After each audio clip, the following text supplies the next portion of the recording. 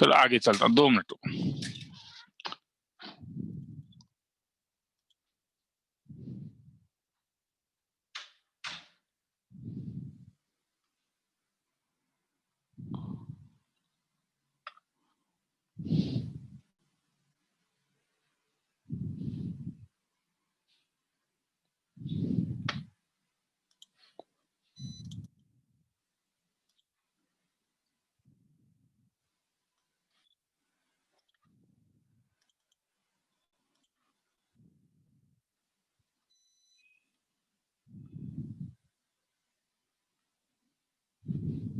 चलो आगे चल रहा हूँ। हाँ, तो जैसे कभी कभी प्रॉब्लम ऐसा आता है कि 1 प्लस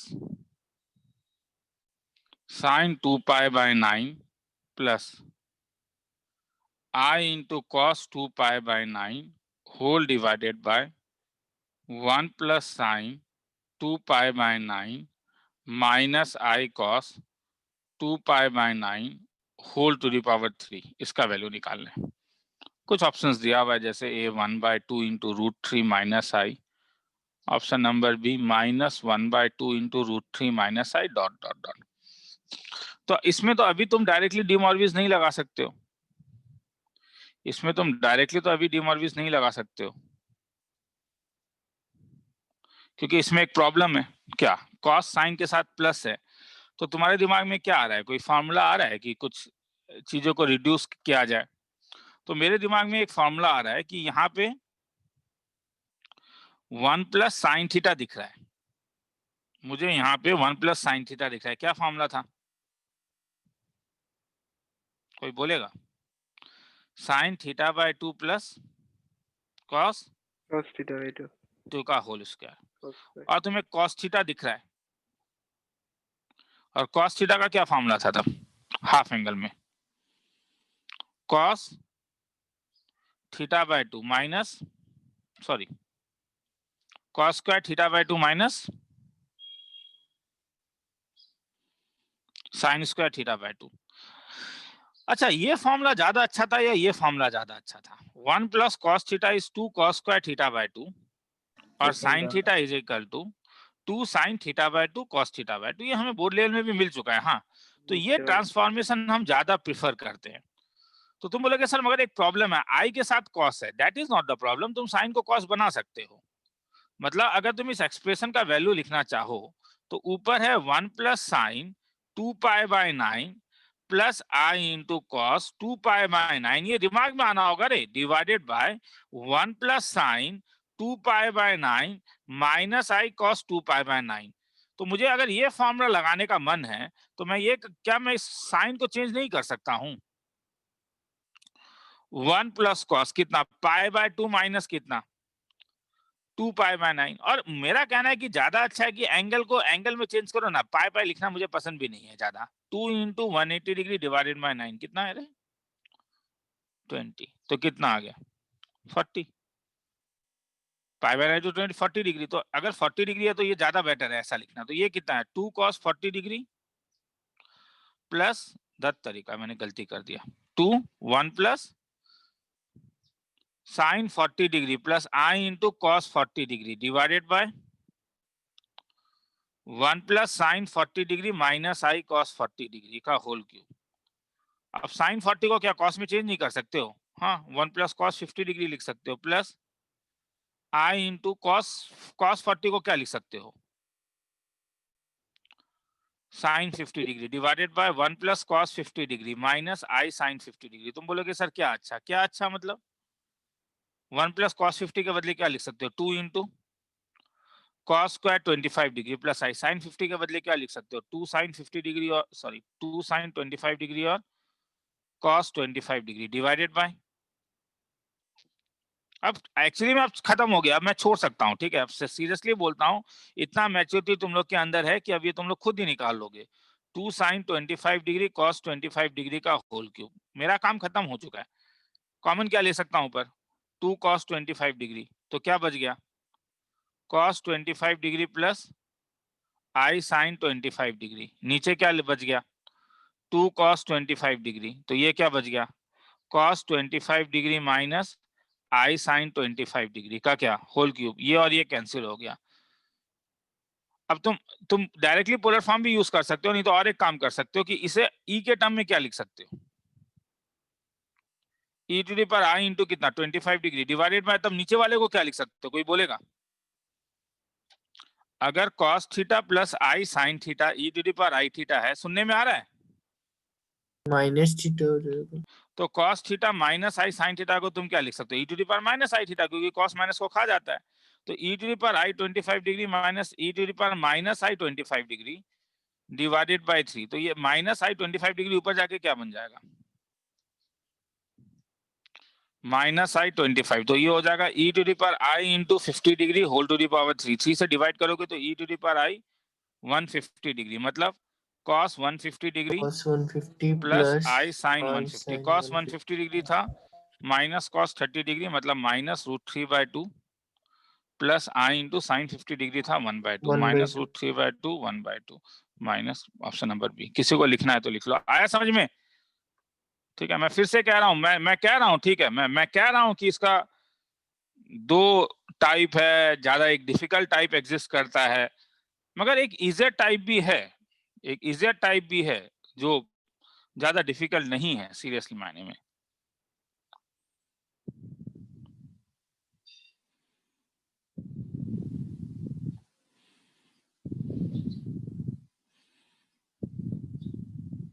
थ्योरी बहुत है, बस प्रॉब्लम है कि थ्योरी बहुत ज्यादा थ्योरी है। हाँ, आज बस मैं थ्योरी ही देते हुए जाऊंगा।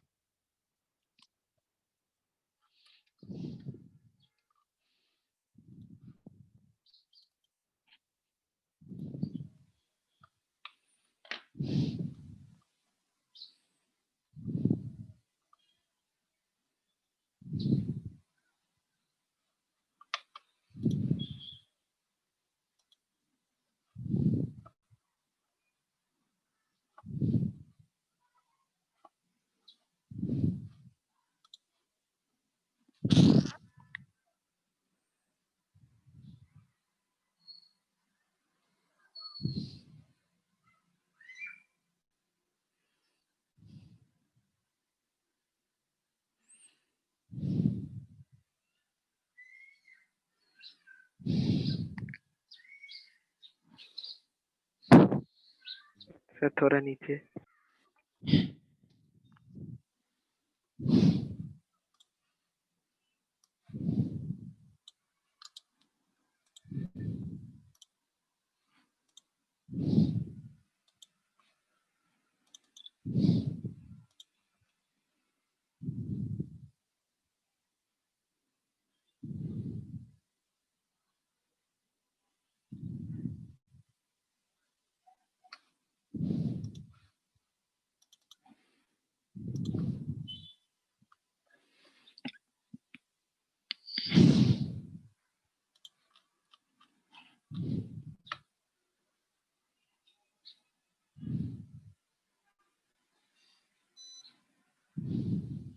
चलो आगे चलूं?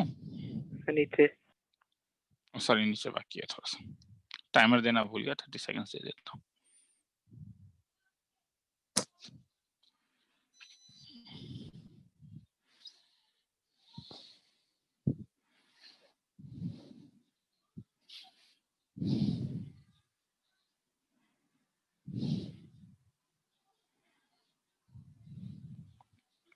ठीक है, तो आज थ्योरी वाला, हाँ आज थ्योरी वाला पार्ट खत्म करूंगा, ठीक है? तो इसलिए एक ही थ्योरी का ज्यादा सम्स मैं नहीं करवा पाऊंगा, थ्योरी को खत्म कर रहा हूं। चलो आगे चल रहा हूं। तो इस टाइप के सम में ये वाला लगाओगे, ठीक है?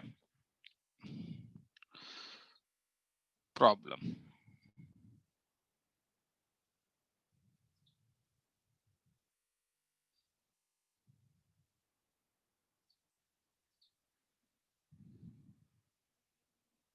और एक करवाऊंगा ही, ये तो बड़ा इंपॉर्टेंट सम है, करवाना ही पड़ेगा। समेशन ऑफ, दो करवा रहा हूँ, ठीक है, मगर वही फिर से मैं बोल रहा हूँ, जरा ध्यान देना कि मतलब तो मैं चाहता हूं कि तुम लोग बोर हो जाओ। हाँ, ये सम अभी जब मैं कराऊं तो तुम लोग बोर हो जाओ, कुछ नया चीज सीखोगे, ऐसा नहीं है नहीं सीखोगे। अब तुम minus i into cos 2 pi k/11। चलो, तो जो प्रॉब्लम ऊपर था वो प्रॉब्लम मेरे ख्याल में यहाँ पे भी है। यहाँ पे i के साथ, i जो है वो साइन के साथ होना चाहिए था। देखो इस वाले में i किसके साथ है, बोलोगे तो अच्छा लगेगा, थोड़ा बोलो, कॉस के साथ। कॉस के साथ। तो यहाँ पे भी i कॉस के साथ है, तो क्या करूं? तो एक तो ये कर सकता हूं कि साइन को कॉस में चेंज कर दूं, एग्जैक्टली उससे भी आंसर आएगा, ठीक है, जो मैंने ऊपर किया था। नहीं तो तुम और एक काम कर सकते हो, क्यों ना i को कॉमन लेने का सोचो। सर कैसे? मेरा कहना है ये मान के चलो, ये तो क्वेश्चन है तो इसलिए इज इक्वल टू निकालना है मुझे, मैं इस चीज को दोबारा काट देता हूं कि आई स्क्वायर 1 होता है, मुझे मालूम है।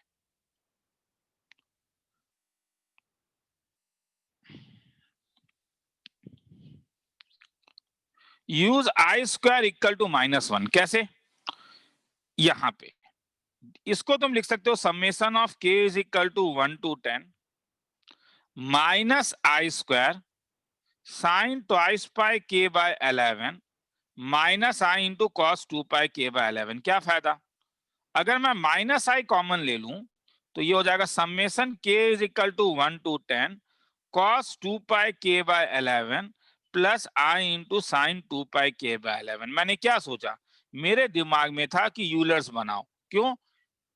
यूलर से पहले पोलर बनाओ। तुमने पोलर बना लिया, पोलर बना दो। एक बार पोलर बना दिया तो यूलर्स के टर्म में ये क्या हो जाएगा तब, minus i into summation of k is equal to 1 to 10 e to the power i into 2 pi k/11। अब जब तुम समेशन ब्रेक करोगे तो क्या होगा, this can be written as minus i, k का वैल्यू जब तुम 1 डालोगे तो e to the power i into 2 pi. k का वैल्यू 1 मैंने डाला, e to the power i 2 डालूंगा तो 4 पाई/11, 10 डालूंगा तो 20 पाई/11। तो this can be written as minus i e to the power i into 2 पाई/11, ये पहला टर्म होगा। e to the power i into 2 पाई/11 का होल स्क्वायर, ये सेकंड टर्म होगा। e to the power i into 2 पाई/11 होल टू द पावर 10, ये लास्ट टर्म होगा। तब इसका मतलब मैं एक अगर सब्स्टिट्यूशन करूं, a is equal to e to the power 2 pi, तो माइनस आई इंटू ये a हो गया, ये a स्क्वायर हो गया, फिर a क्यूब हो गया और ये a टू द पावर 10 हो गया। क्या ये ज्योमेट्रिकल प्रोग्रेशन नहीं है? Yes sir. हाँ सर। तो माइनस आई a कॉमन ले लूं तो 1 plus a square a to the power 9 तक, तो is equal to minus i into a to the power 10 minus 1 by a minus 1 is equal to minus i, ये अगर इस side आ गया तो a to the power 11 minus a by a minus 1। याद रखना होगा चीजों को, ये मैं नहीं कह रहा हूँ, ठीक है, कि करते करते तुम्हें याद रखना होगा। मैं एक डीपीपी मैंने आज भेज दिया है, एक डीपीपी आज रात को भी भेजूंगा। अगर मैं 11 को इस साइड लेके आ जाऊं तो क्या बनेगा, ये a टू द पावर 11 का वैल्यू क्या बन गया, e to the power i into क्या, twice pi. e to the power twice pi का मतलब क्या हुआ, cos 2 pi plus i sin 2 pi. cos 2 pi का वैल्यू 1, sin ट्वाइस पाई का वैल्यू 0, तो क्या आया 1। मतलब a टू द पावर 11 का वैल्यू मुझे मिल गया कितना, a टू द पावर 11 का वैल्यू 1 मिला, तो दिल खुश हो गया। हाँ हुआ ही, माइनस आई, ये 1 minus a by a minus 1 cancel हो गया, क्या आया i। खेला खत्म। इतना सुंदर सा आ गया आंसर, आ गया, इसका आंसर आई होगा। किसी को लिखना है तो लिख लो, फिर आगे चलूंगा, ठीक है। तो सोचना होगा, टाइम लगेगा, मैं कह रहा हूं टाइम लगेगा, टाइम लगेगा, टाइम बहुत ज्यादा नहीं लगेगा, मगर मैं कह रहा हूं मैं तुम्हें 5 डीपीपी भेजूंगा, हाँ उसके बाद क्वेश्चन बैंक भेजूंगा, ठीक है, 4 या 5 डीपीपी भेजूंगा। 4-5 डीपीपी करने के बाद मैं कहता हूं कि 80% ऑफ द जेई मेंस का सम और minimum 50% of the JEE advance का सम हो जाएगा। नहीं, और सर 50% जेई एडवांस का, केवीपीआई में भी ऑलमोस्ट 50% तो मान सकते हो, 60%। फिर एक सीट भेजूंगा, वो जब करोगे तो फिर रिमेनिंग सम्स भी हो जाएगा, क्योंकि थोड़ा सा टिपिकलिटी में है। मैं डीपीपी में उतना टिपिकलिटी नहीं देता हूं। मैं जो डीपीपी दे रहा हूं, इस मतलब मेरा क्या है कि तुम लोगों में से कईयों का ये कंप्लेंट रहता है कि सर आपका जो क्वेश्चन बैंक रहता है वो उसमें काफी टफ सम्स रहते हैं, ठीक है, तो जेई मेंस के लिए क्या करें। तो मैंने इसलिए जेई मेंस का मैं ना इतना ज्यादा बाइफरकेट करना कि जेई मेंस जेई एडवांस, उससे ज्यादा बेटर है कि एक डीपीपी दे दूं जो जेई मेंस पैटर्न का हो, ताकि एटलीस्ट एक वाला एग्जामिनेशन के लिए तुम्हें चिंता ना हो, और उसके बाद फिर अगर क्वेश्चन बैंक करोगे तो और ऊपर चले जाओगे। लिखना है तो लिख लो, फिर आगे चलेंगे।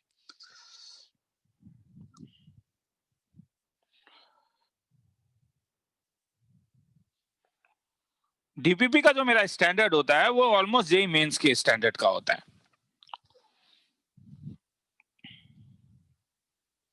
सर नीचे। लिखना है तो लिख लो, मैं और 1.5 मिनट का टाइम जरा आ रहा हूं तुम।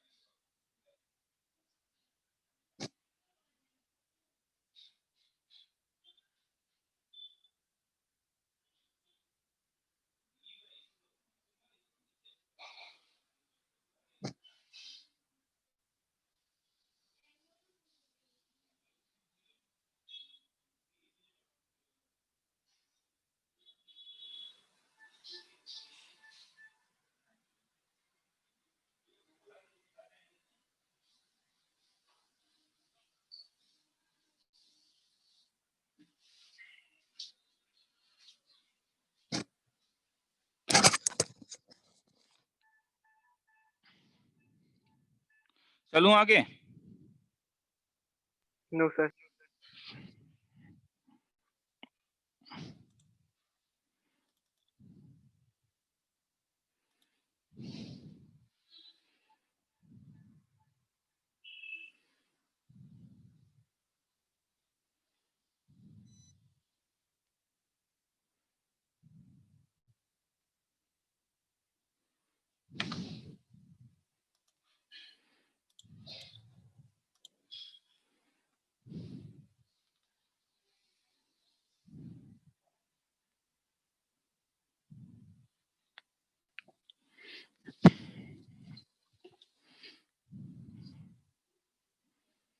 चलूं?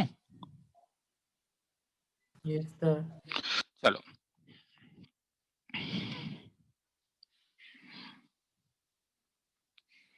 Properties of argument.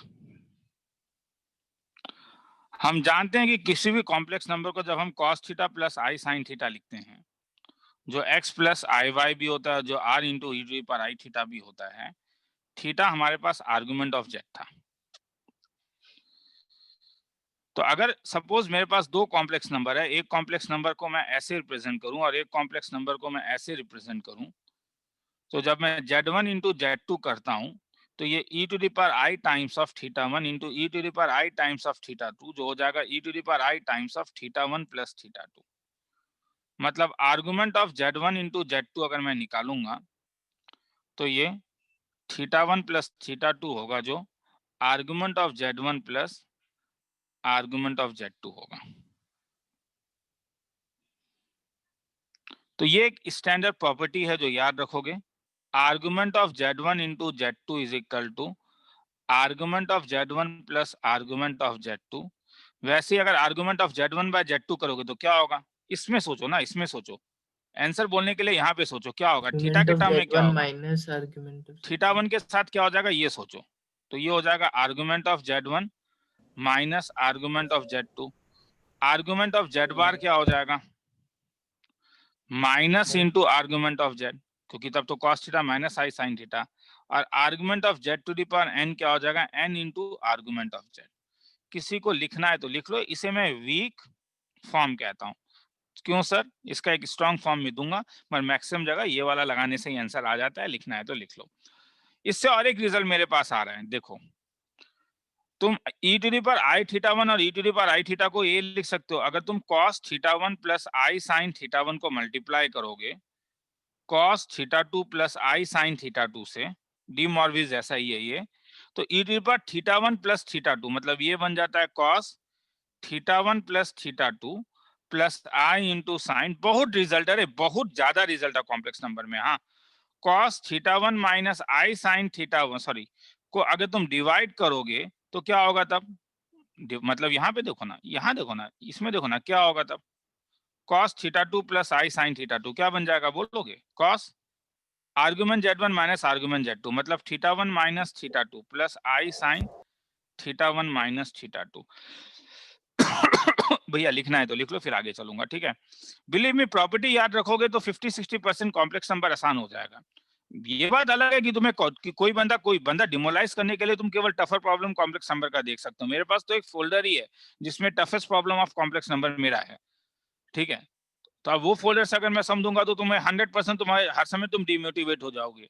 तो सबसे इंपॉर्टेंट फोल्डर जो है वो उसका नाम होता है आर्चाइव। जब तुम्हें आर्चाइव मिलता है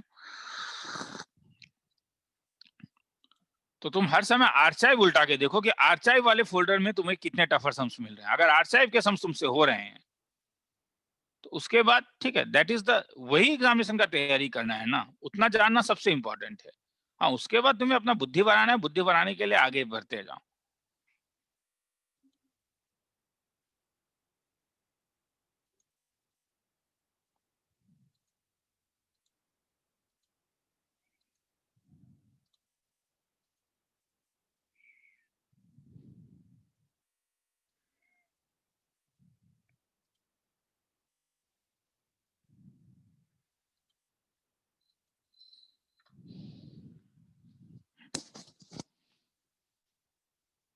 एक मिनट का और टाइम दे रहा हूँ, लिखो, नहीं होगा तो पूछूंगा ही तुम लोगों से।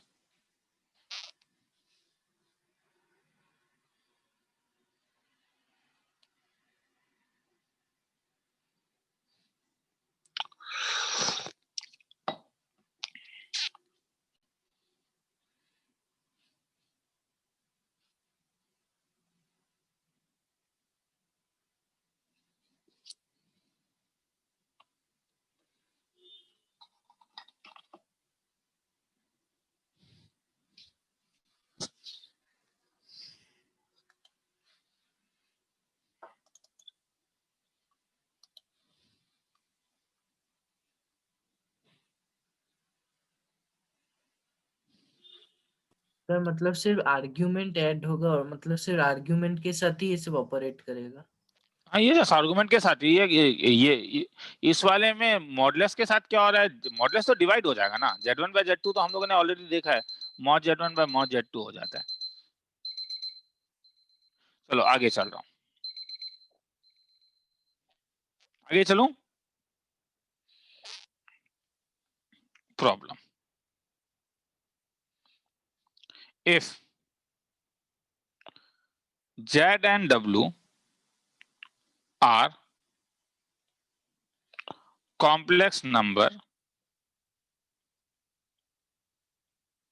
satisfying Z bar plus I omega bar is equal to 0 and argument को कभी कभी एम्पलीट्यूड भी कहा जाता है, amplitude of Z into omega is equal to pi, then amplitude of Z is equal to A pi by 4, B minus pi by 2, C pi by 2, D 3 pi by 4। Solution,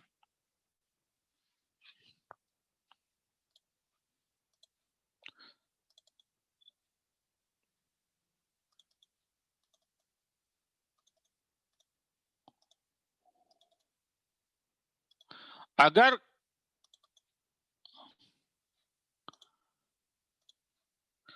school के board का ज्यादा pressure लग रहा है तो केवल DPP कर लेना और उसके बाद पास से आरचाई में चले जाना।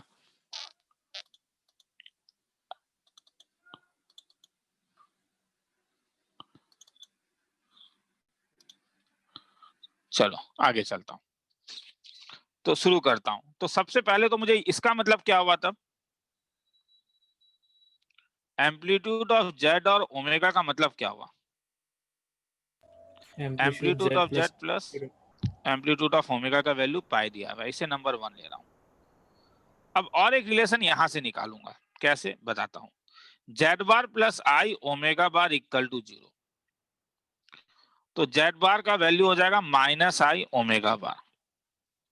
तो अगर मैं आर्गुमेंट ले लूं तो ये होने से तो आर्गुमेंट भी सेम होगा। अगर मैं take argument both side, take argument, तो ये argument of minus I into omega bar, argument of Z bar होगा माइनस आर्गुमेंट ऑफ Z, और I इंटू ओमेगा हो जाएगा argument of minus I plus argument of omega bar.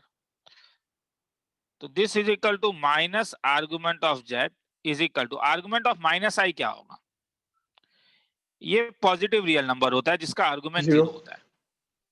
Argument 0 positive real के लिए होता है।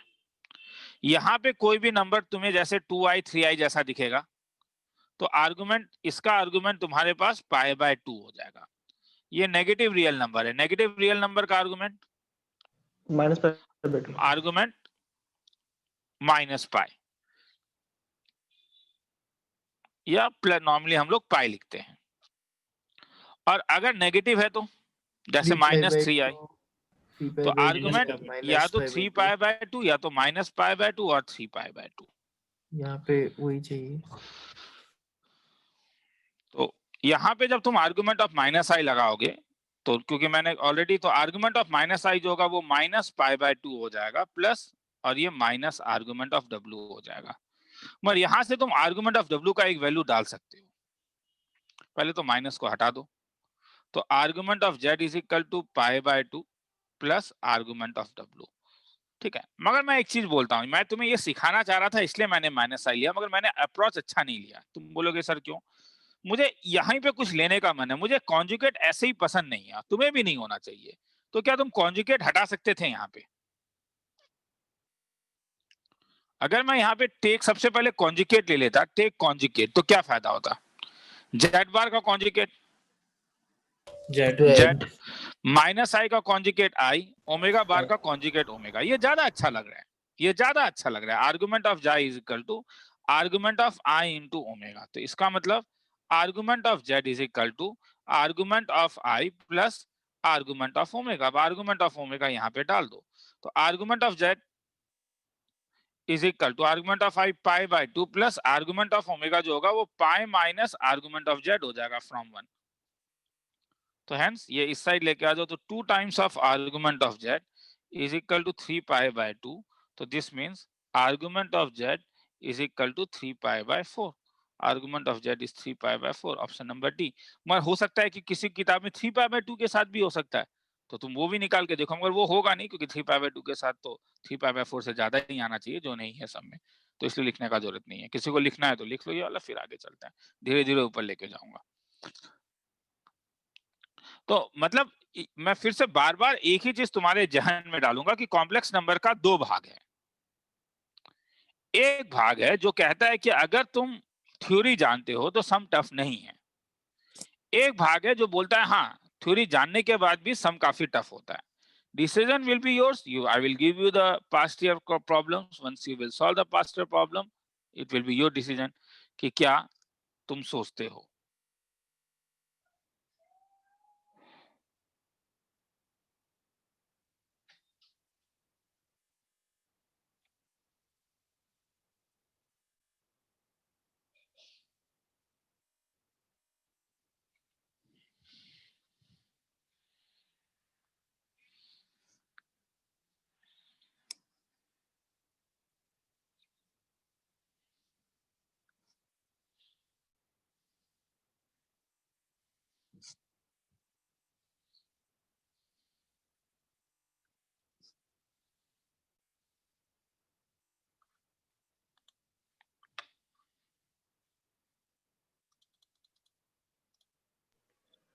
सर अब बोल।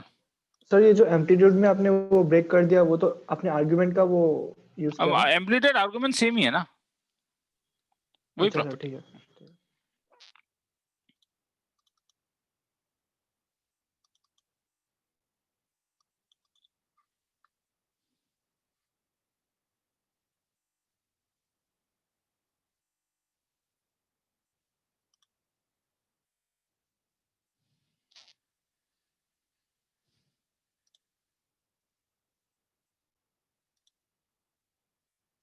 चलो आगे चलो। थोड़ा सा ठीक है,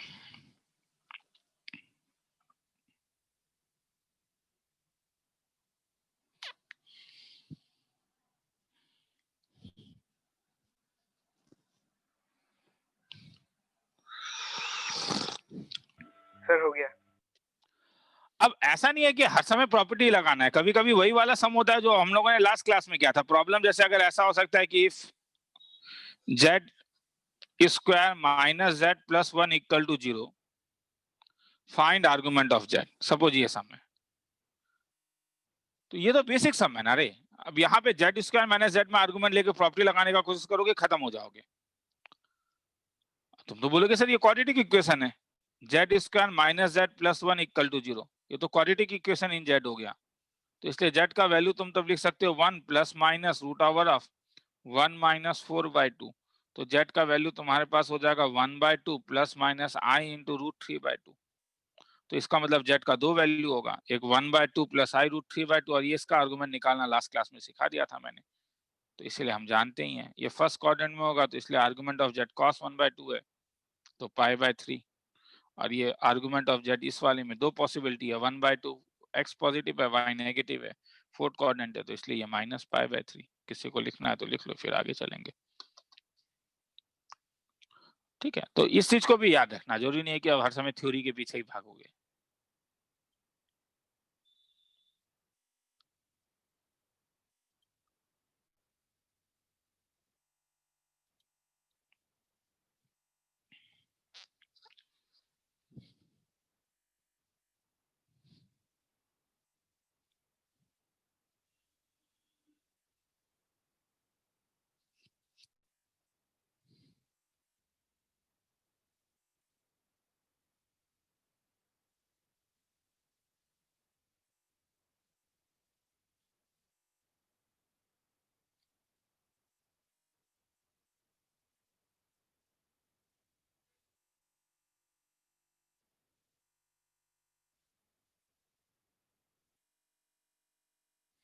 चलो आगे चलूं।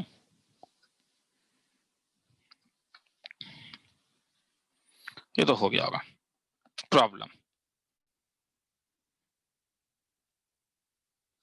एक्सप्रेस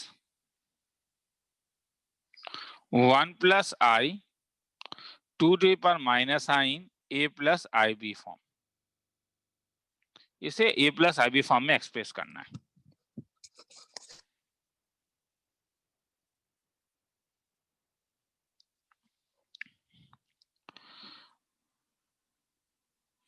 तो जेड को मैं 1 plus i to the power minus i ले लेता हूं, और मुझे इसे A plus i B form में एक्सप्रेस करना है। तो माइनस आई होने के कारण तो ब्रेक नहीं कर सकता हूं, पर एक काम कर सकता हूं कि 1 प्लस आई को मैं यूलर्स फॉर्म में कुछ लिख सकता हूं, या तुम्हें ना नॉर्मली एक टेक्निक सिखाता हूं। हाँ, क्योंकि किसी समय तुम ऐसा भी देख सकते हो कि ऊपर भी एक 1 प्लस आई होगा। तो नॉर्मल एक टेक्निक ये है कि इस आई को जमीन में लाने का तरीका क्या होगा, क्या करूं दोनों साइड में, लॉग ई जेड। हाँ, तो मैं एक जनरल, तो यहाँ पे तो डायरेक्टली पोलर फॉर्म से आ जाता हूं, मगर मैं एक जनरल टेक्निक करवा दे रहा हूँ। हाँ, तो दोनों साइड में लॉग ई ले लो। क्या फायदा, फायदा क्या बता रहा हूँ। तो this implies log e z is equal to minus i बाहर आ जाएगा, और ये लॉग ई 1 प्लस आई। अब 1 प्लस आई का पोलर फॉर्म लेके जाओ। 1 प्लस आई के पोलर फॉर्म में तुम जानते हो कि 1 1 है, तो √2 से अगर डिवाइड कर दूंगा तो ये 1/√2 इंटू आई इंटू 1/√2। तो क्या फायदा, ये √2 cos π/4 प्लस आई साइन π/4। तो this can be written as √2 e to the power i π/4। तो इसका मतलब मेरे पास log e z का वैल्यू आ गया minus i into log e √2 into e to the power i π/4। तो this implies log e into z is equal to आ गया माइनस आई इंटू, अगर अलग अलग करूं तो log e √2 plus log e to the power i π/4। आ रहा है समझ में, क्या फायदा। ये अगर बाहर आ जाता है तो log e का वैल्यू 1 हो जाता है। इसका मतलब log e z is equal to minus i into log e √2 plus minus i square into π/4। log e का वैल्यू 1 होता है। तो this implies log e z is equal to minus i into log e √2 minus minus plus π/4। क्या फायदा sir, Z का value चाहिए, अब निकालूंगा। तो अगर log e ये है तो जेड का वैल्यू क्या होगा तब, e टू पर minus i into ln √2 plus π/4। क्या फायदा, खेला खत्म। क्यों, e टू पर a प्लस बी को तुम अगर अलग अलग करोगे तो e to the power π/4 into e to पर माइनस आई इंटू ln √2। जरा ध्यान से देखोगे रे, ई टू दी पावर आई ए का वैल्यू क्या था, cos A plus I sine A. तो इस लॉजिक से e to the power minus i into L N root two का वैल्यू क्या हो जाएगा, जहां यहाँ पे जो काम ए कर रहा है वो काम यहाँ पे क्या कर रहा है, l minus n root minus two. तो ये हो जाएगा कॉस, कॉस तो cos माइनस को खा जाएगा, मतलब cos cos minus ln l N root two plus into i into sine minus l n two. Cos तो खा जाता है, तो इसलिए क्या हो जाएगा, ये cos of cos ln root l 2 n root two minus minus i into sign.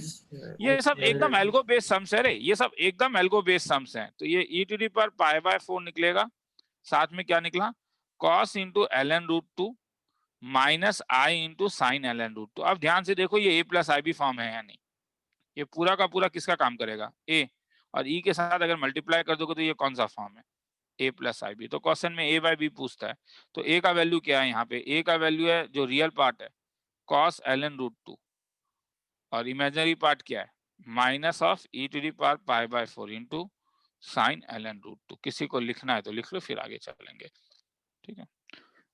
इसमें तो मैं डायरेक्टली देखो, मैं डायरेक्टली 1 प्लस आई को पोलर फॉर्म में चेंज कर देता, हो सकता है कि मेरे पास आंसर आ जाता, मगर एक कॉमन टेक्निक दे रहा हूँ कि हर टाइप के सम को ये कॉमन टेक्निक है, ये हर जगह लग जाता है। लिखना है तो लिख लो, फिर आगे चलेंगे। लंबा सम है, 2 मिनट का टाइम दे रहा हूँ।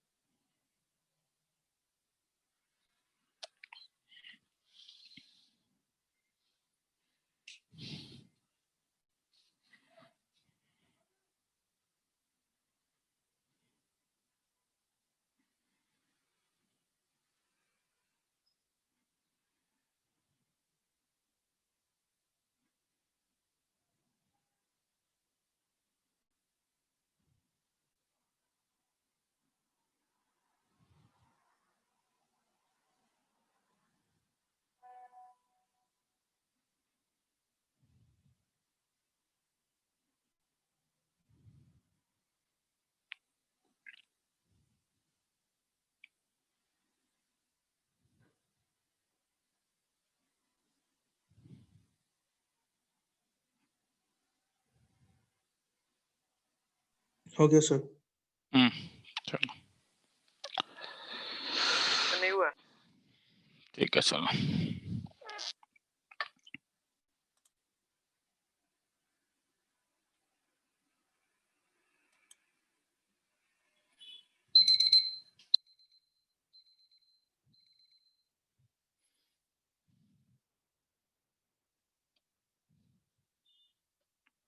चलो आगे चलो।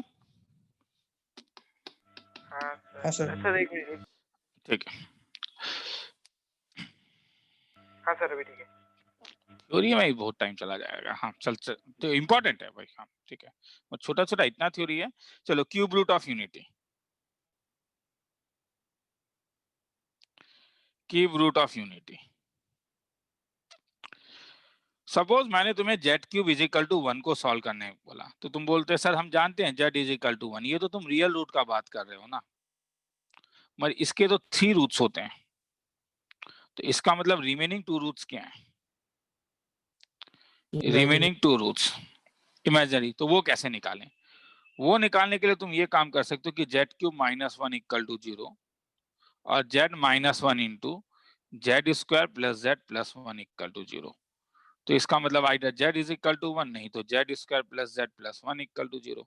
और यहाँ से अगर जेड का वैल्यू निकालोगे तो -1 प्लस, अभी थोड़ी देर पहले निकाला था एक जगह 2, तो मुझे 3 रूट्स मिले। एक बार जेड इज इक्वल टू 1 मिला, एक बार जेड का वैल्यू -1/2 प्लस यहाँ से या आई √3/2 मिला, और एक बार जेड का वैल्यू मुझे -1/2 -i √3/2 मिला। इसको अगर तुम पोलर फॉर्म में लिखोगे तो x नेगेटिव है और y पॉजिटिव है, तो ये cos 2π/3 सेकंड कोऑर्डिनेट में लाई करेगा I sin 2π/3, मतलब e⁻i into 2π/3। यहाँ पे दोनों नेगेटिव है, इसलिए cos π प्लस, या तुम -2π वाले में जा सकते हो, तुम्हारे ऊपर है। मैं cos 4π/3 प्लस I sin 4π/3 लिख रहा हूँ। तुम इसको ऐसा भी लिख सकते हो। ये लिखने का मेरा एक रीजन है अभी, कि मैं अभी एक सिंबल इंट्रोड्यूस करूंगा कि नॉर्मली e⁻i 2π/3 को ओमेगा से, ये इसका स्टैंडर्ड सिंबल है, ठीक है, ओमेगा, ठीक है। मगर मैं तब भी काट देता हूँ कि ओमेगा अगर मेंशन नहीं है तो मत लेना। ऊपर एक जगह ओमेगा मैंने जानबूझ के यूज किया था विदाउट उसे क्यूब रूट ऑफ यूनिटी मान के, हाँ, मगर स्टैंडर्ड सिंबल है ये, ओमेगा का मतलब ये होता है।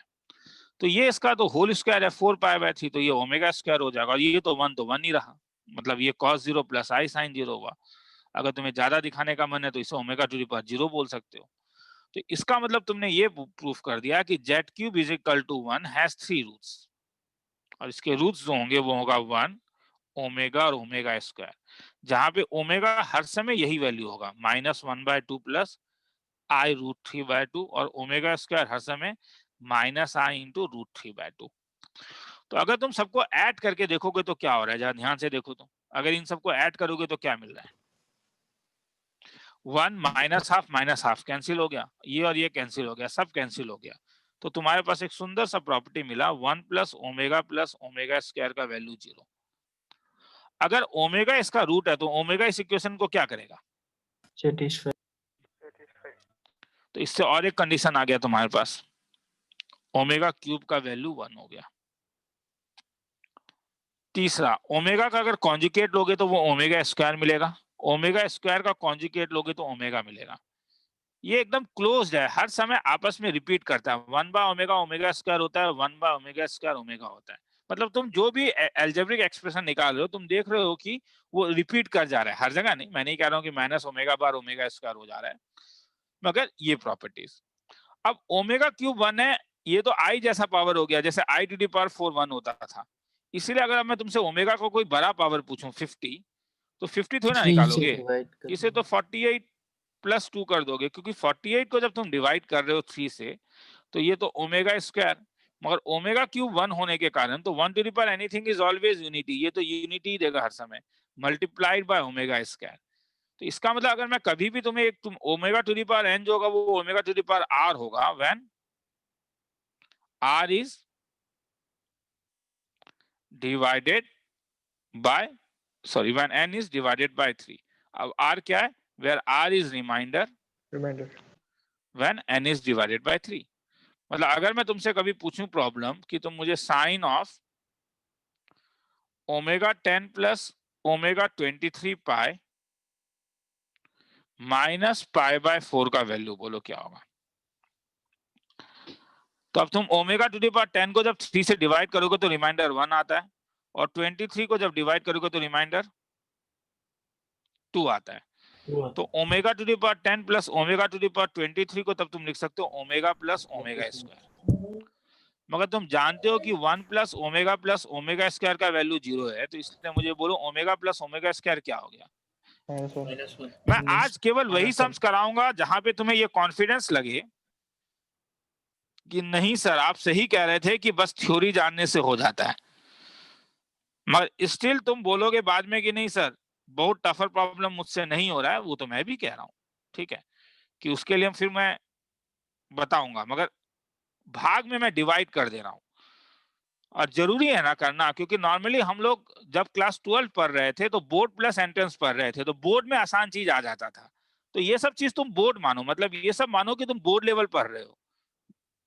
कुछ ऐसा है कि तुम अभी बोर्ड लेवल पढ़ रहे हो, तुम नहीं थी, तुम सर 11th में तो था नहीं, मैं वो नहीं कह रहा हूँ। जैसे कैलकुलस का बोर्ड लेवल में हम लोग बहुत कुछ खत्म कर दे रहे थे, मैं अभी वही काम करवा रहा हूँ कि एक बोर्ड लेवल करवा रहा हूँ कि हाँ एप्लीकेशन देखते जाओ और फिर उसके बाद पास्ट ईयर देखना कितने सम्स बन जाते हैं, माइनस उसके बाद तो तुम बोलोगे सर निकाल लेंगे 5π/4 पाई प्लस π/4, तो ये प्लस साइन π/4 हो जाएगा। तो हेंस इसका वैल्यू 1/√2। काफी कुछ लिखवा दिया, लिखना है तो लिख लो, फिर आगे चलूंगा। हेडिंग दोगे क्यूब रूट ऑफ, हाँ क्यूब रूट वाले से ऊपर वाले सब में चलिए ना। हाँ बोल, बाकी था इससे ऊपर वाला। हाँ यही तो। सर हो गया। चलो क्यूब रूट ऑफ यूनिटी लिखना है तो लिख लो।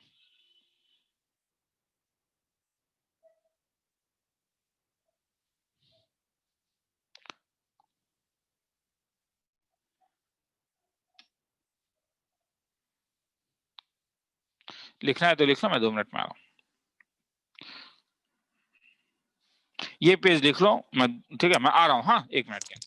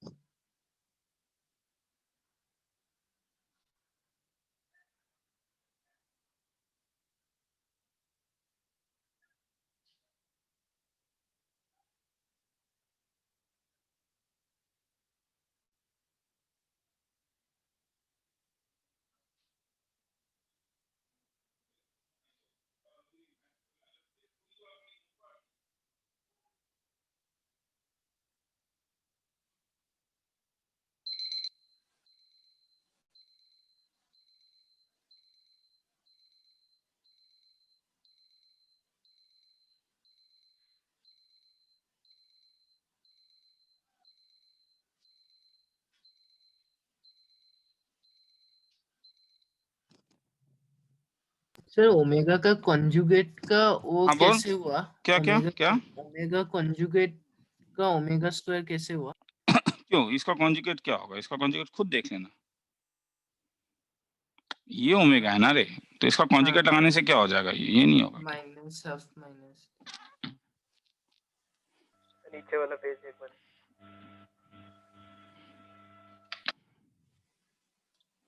बाकी था ऊपर।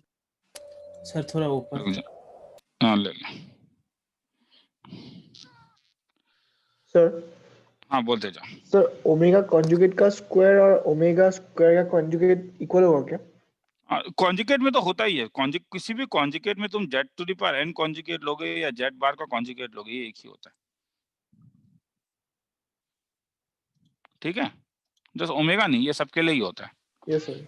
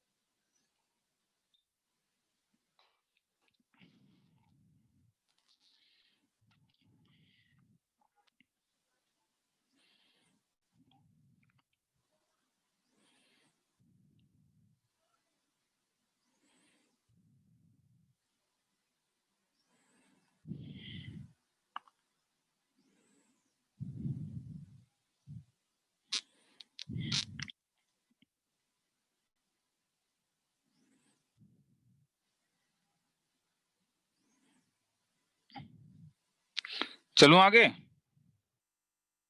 Yes sir. सर आपने सबसे लास्ट में साइन के पहले कौन सा साइन दिया? प्लस है ना? माइनस है ना, देख ले। ठीक है, सर सबसे लास्ट में वो साइन प्लस साइन, हाँ प्लस प्लस -5 5/4 तो क्या करेगा? प्लस कर देगा ना। ठीक है सर, हो गया सर। चलो आगे चल रहा हूँ, ठीक है। चलो problem, if a and b are real numbers such that 2 plus alpha whole to the power 4 is equal to a plus b alpha, where alpha is equal to -1 plus I into root 3 by 2, then a plus b is equal to option number A 9, option number B 24, option number B C 57, option number B 33. Solution. Let A and B are real numbers such that sum लिख लोगे क्या एक बार?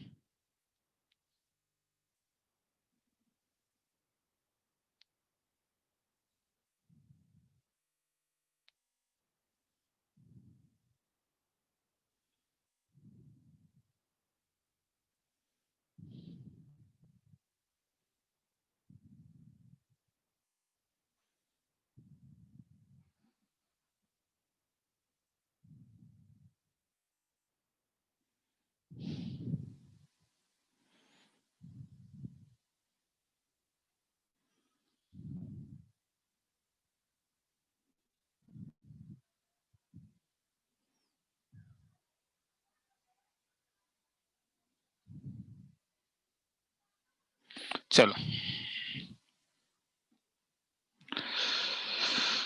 Alpha क्या है? देख कुछ दिखा? Alpha क्या है? ये वाला क्या है? ऑब्जर्व करो, ये ओमेगा है।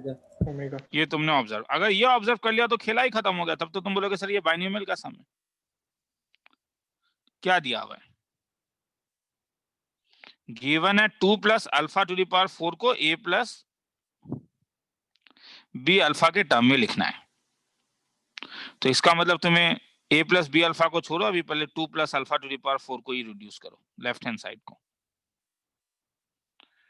तो ये 2 plus omega to the power 4, तो इसका ब्रेकआउट होगा 2 to the power 4 plus 4c1, 2 cube into omega plus 4c2, 2 square into omega square plus 4c3, 2 into omega cube plus 4c4 omega to the power 4. 2 to the power 4 is 32, to the power 4 is 16, 4c1 2 to the 4 to the 8, 8 4 the 32 omega plus 4c2 6, 6 2 to the 4 24 omega square plus 4c3 is 4c1, 4c1 is 4, so 4 to the 8 omega cube plus 4c4 is 8 omega to power 4। क्या करूं? अब higher power जितना भी है ये सबको reduce करोगे। ये सबको रिड्यूस करके क्या बनेगा? ये बना 16 plus 32 omega plus 24 omega square plus 8 plus omega to power 4 का मतलब ओमेगा, और ओमेगा क्यूब का मतलब 1 होता है। ओमेगा क्यूब का मतलब 1 है, ओमेगा टू पावर 5 का मतलब ओमेगा है। तो सजा के लिखूं तो 16 plus 8 24 plus 33 omega plus 24 omega square. तुम बोलोगे ध्यान से देखिए sir, a plus b alpha है, मतलब ये a प्लस बी ओमेगा है, तो ये ओमेगा स्क्वायर को हटाना है। कैसे हटाऊं? 1 प्लस ओमेगा स्क्वायर का वैल्यू 0 था, इसलिए ओमेगा स्क्वायर -1 माइनस ओमेगा हो गया। तो ये क्या हो गया? 24 प्लस 33 ओमेगा। तो क्या बोलते हो ये सब सम को? ये सब सम का अगर फॉर्मूला नहीं पता था इसीलिए ये सब टफ था, मगर ये सब सम का कोई औकात है? -24 ओमेगा, तो ये और ये आपस में कैंसिल हो गया। तो इसका मतलब 33 माइनस 24, तो ये 9 omega is nothing but a plus b alpha कह रहा है, मतलब a प्लस बी ओमेगा। तो अगर दोनों साइड कंपेयर करोगे तो क्या होगा? रियल पार्ट a तो है ही नहीं, तो a तो 0 हो गया और b का वैल्यू 9 हो गया। ऑप्शन में अगर है तो वेरी गुड, टिक मार्क कर देना। लिखना है तो लिख लो, खेला खत्म। आज मैं वही सम्स कराऊंगा, मैं बार बार कह रहा हूँ, ठीक है, ताकि तुम लोग को एक फॉल्स कॉन्फिडेंस ना हो कि कॉम्प्लेक्स नंबर आसान है। मैं बार बार बोल रहा हूँ, मैं आज वो सम्स करवा रहा हूँ जो सम्स, ठीक है, रिलेटिवली आसान है। मगर ये कॉम्प्लेक्स नंबर का 60% पार्ट यही है, ये भी जानना होगा हमें कि कॉम्प्लेक्स नंबर का 60% पार्ट यही है, ठीक है। जहां पे तुम अगर कॉम्प्लेक्स नंबर को अच्छी तरह से जानते हो, कॉम्प्लेक्स नंबर के लोकस को निकालना जानते हो, तो धीरे धीरे देखोगे कि तुम चीजों को आराम से कर पाओगे।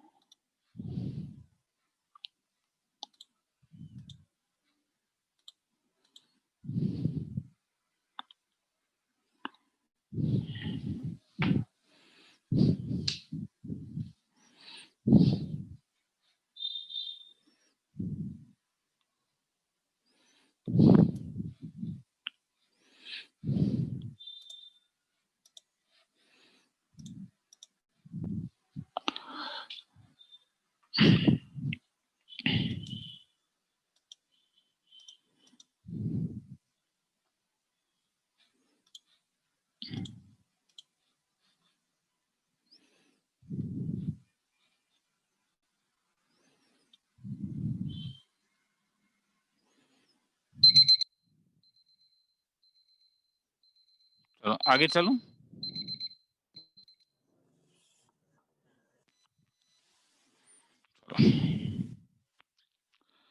Problem, if √3 plus I 2 to the power 100 is equal to 2 to the power 99 a plus ib, find a and b। Find A and B, A भी रियल है।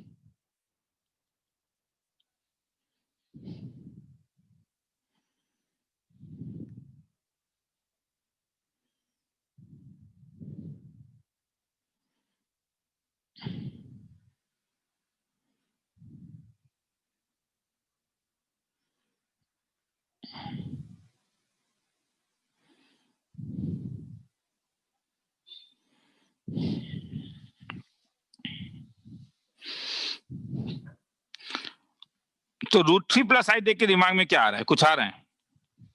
ओमेगा ओमेगा स्क्वायर के टर्म में ये सब टर्म देख के आना पड़ेगा। हाँ, ओमेगा को क्या लिख सकते हो? ट्वाइस ओमेगा है क्या?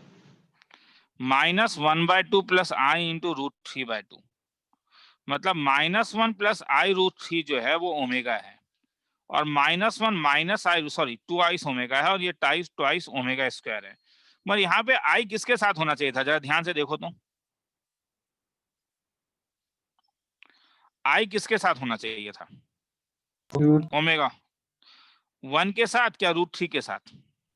√3। यहाँ पे आई √3 के साथ है क्या? नहीं, क्या थोड़ी देर पहले मुझे जरूरत पड़ा था, मैंने कहीं पे बनाया था? कुछ याद आ रहा है? हाँ, आई √3 के साथ चाहिए था, क्या बना सकते हो? √2 minus i square I² √3 plus आई। जरा ध्यान से सोचो, क्यों बोलो?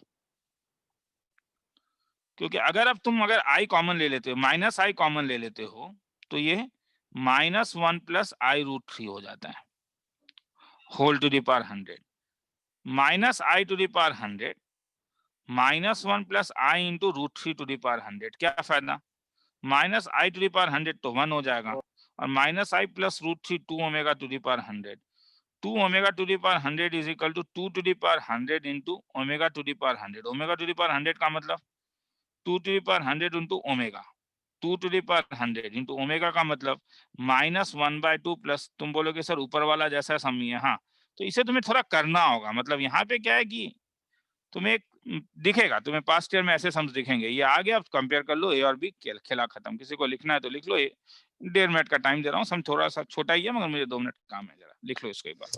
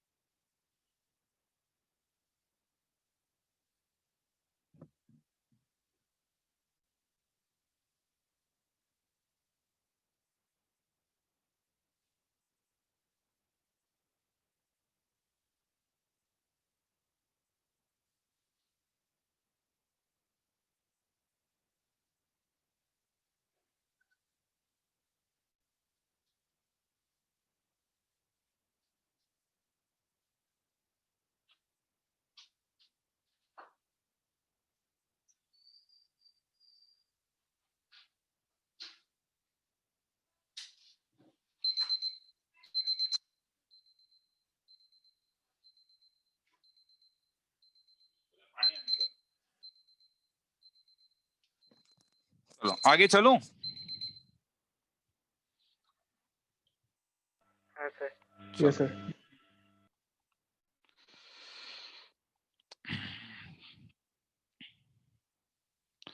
ठीक है, तो मेरा अभी पहले का एक स्टैंडर्ड, मेरा दिमाग में जो स्टैंडर्ड ये है कि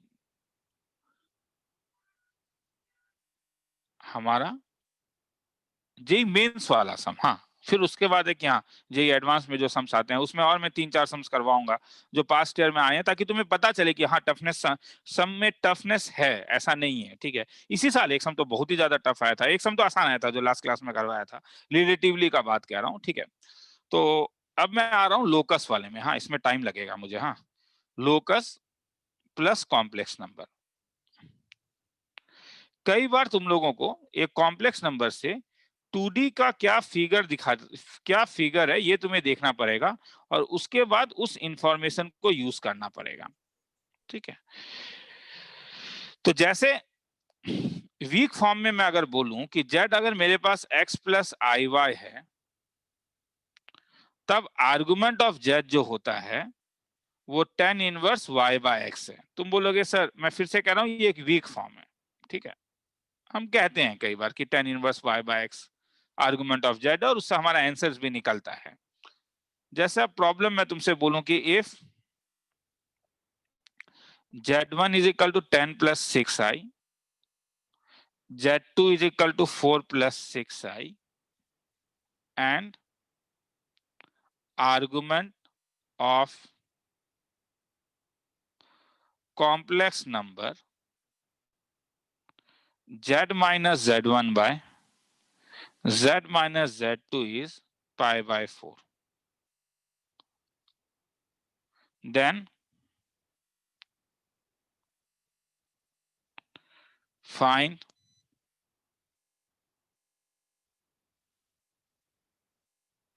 locus of z, या कुछ भी ऐसा इंफॉर्मेशन। ठीक है, कि क्या रिप्रेजेंट करता है उस टाइप से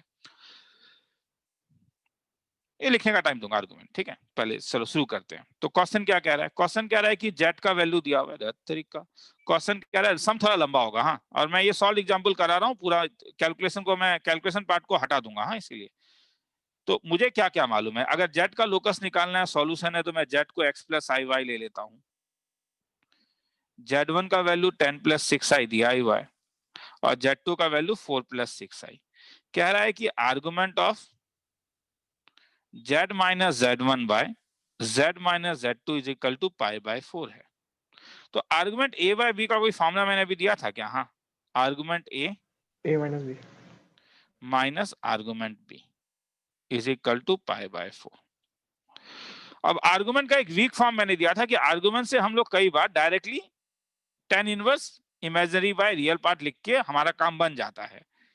तो आर्गुमेंट इसे अगर मैं रियल और इमेजिनरी पार्ट में चेंज करूं तो z का value x plus i Y है और z1 का वैल्यू 10 प्लस 6i है, तो ये x माइनस 10 इसका रियल पार्ट होगा plus i times of y minus 6 इसका इमेजिनरी पार्ट होगा, minus argument of x minus 4 plus i times of y minus 6 is equal to pi by 4।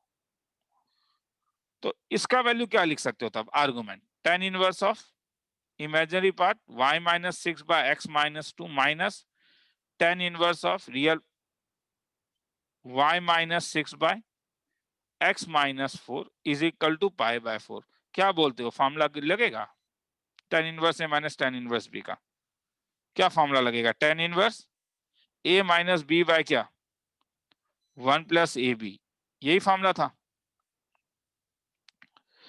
तो अगर मैं tan पाई बाय 4 1 है, cross multiply कर दोगे, a के बदले ये डालोगे, b के बदले ये डालोगे, सब कुछ डाल के सुंदर सा तुम्हारे पास एक चीज आता है एक्स स्क्वायर प्लस, मैं डायरेक्टली लिख रहा हूँ हाँ, माइनस 14x, मेरे पास सॉल्यूशन है, प्लस 112 इज इक्वल टू 0। क्या रिप्रेजेंट करता है? ये किसका इक्वेशन है? सर्कल। तो ये रिप्रेजेंट करेगा सर्कल। सेंटर क्या होगा? तो तुम अगर इसे परफेक्ट स्क्वायर बनाना चाहो तो 14x को ले लो प्लस y स्क्वायर के साथ 18y ले लो इज इक्वल टू माइनस 112। तो परफेक्ट स्क्वायर बनाओगे तो ये x माइनस 7 का होल स्क्वायर हो जाएगा ना, y माइनस 9 का whole square is equal to ये 18 आ जाता है, तो 3√2 का होल स्क्वायर। तो hence it represents circle. Centre और रेडियस तुम निकाल सकते हो। ठीक है, इतना लिख लोगे क्या? फिर एक ही बार में सब कुछ बताने से ज्यादा अच्छा है कि अब मैं और भी आगे जाऊंगा, इतना लिखना है तो लिख लो।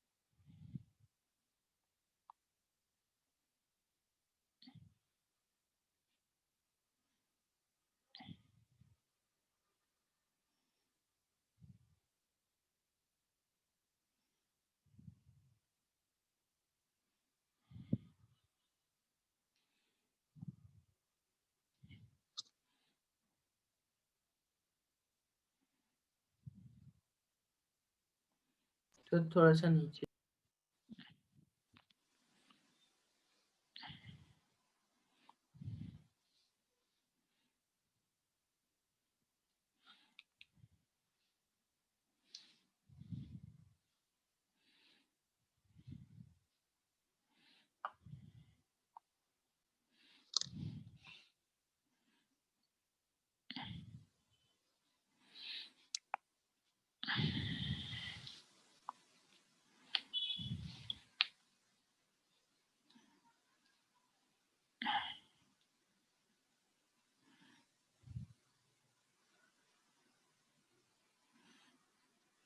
चलो आगे चलो। No sir. ठीक है, लिख लो।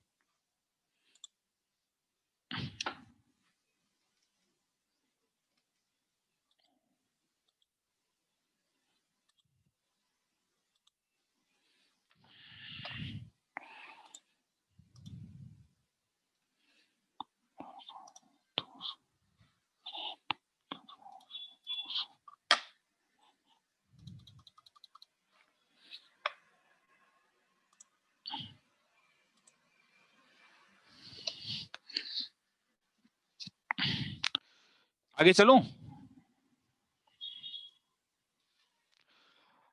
यस तो सर। ये जो है ना, ये जो पॉइंट है ना रे, ये जो पॉइंट है, इसे तुम जेड के टर्म में भी लिख सकते हो। ये तो मॉडुलस का आर्गुमेंट है, तो तुम इसीलिए तुम अगर चाहो तो तुम इसको ऐसा भी लिख सकते हो। ध्यान से देखो, ये जेड अगर मैं दोनों साइड रूट ओवर ले लूं तो ये मेरे पास होगा root over of x minus 7 का whole square plus y minus 9 का whole square is equal to 3√2। और ये अगर मैं लेके जाऊं तो ये mod of z minus 7 plus 9i is equal to 3√2। तो हेंस कुछ स्टैंडर्ड लोकस है जो तुम याद रखो जब भी स्टैंडर्ड लोकस, ठीक है। तो तुमसे कुछ पूछूंगा, मुझे बोलोगे तो अच्छा है। मॉड जेड का ज्योमेट्रिकल मीनिंग क्या था? Distance of Z from origin, point P of Z from origin. हाँ, ये सब याद रखोगे। Mod of z1 minus z2 का मतलब क्या था? क्योंकि लास्ट क्लास में केवल एक ही जगह यूज किया था। Distance between points a of z1 and b of z2, सबसे पहला वाला। तो इसीलिए अगर जब कभी तुम्हें z minus z naught equal to r अगर दिखे और r अगर पॉजिटिव नंबर है तो ये क्या रिप्रेजेंट करेगा? ये पॉइंट नहीं रिप्रेजेंट करेगा क्या कि एक z नॉट है और तुम एक p ऑफ z ऐसा ले रहे हो जो z नॉट से हर समय कितना डिस्टेंस में है? r डिस्टेंस में है। तो क्या रिप्रेजेंट करेगा? 8।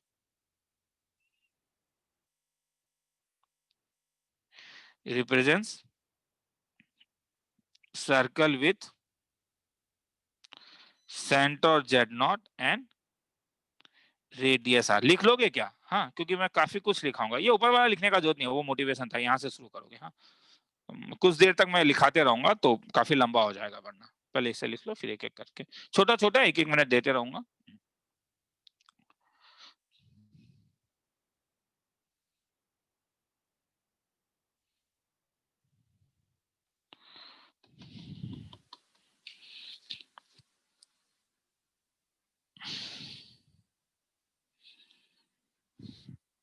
मॉडुलस वाला पहले खत्म करता हूँ, फिर आर्गुमेंट वाले में आऊंगा तो एक एक करके बता दूंगा। और कई बार तो फिर तुम्हें खुद ही निकालना पड़ता है पुटअप करके भी। तो 3 टाइप है।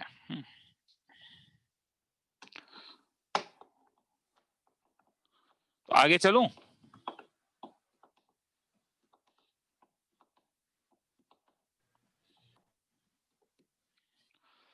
तो एक एग्जाम्पल पूछूं तो ये क्या रिप्रेजेंट करेगा? 2 is less than mod of z minus 1 is less than 3। क्या रिप्रेजेंट करेगा?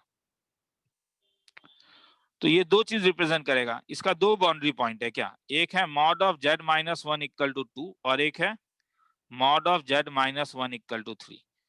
तो ये क्या रिप्रेजेंट कर रहा है? Mod of z minus 1 2। इसका सेंटर क्या होगा? कोई बोलेगा? z माइनस 1 इमेजिनरी पार्ट नहीं है। 1 1 1 1 या 1,0। 1 ध्यान 0 से देखो, 1, z माइनस 1 है, ठीक है। तो इसलिए इसे तुम अगर लिखोगे तो ये x माइनस 1 का whole square y square equal to 4 होगा, तो इसका सेंटर हो गया 1,0, रेडियस 2। तो ऐसा ये सर्कल है मॉड ऑफ, और z-1 इक्वल टू 3 क्या होगा, ये एक ऐसा सर्कल होगा, कॉन्सेंट्रिक सर्कल है। तो ये वाला पोर्शन क्या होगा, ये पोर्शन होगा। तो अब लोकस के ऊपर बहुत सम्स बनते हैं, हाँ, मगर अभी मैं सम्स के ऊपर मैं इंटरेस्टेड नहीं हूं, मैं उस रीजन के ऊपर इंटरेस्टेड हूं। तो ये तुम्हें एक रिंग देगा, किसी को लिखना है तो लिख लो, फिर आगे चलेंगे। कहीं डाउट है तो पूछोगे।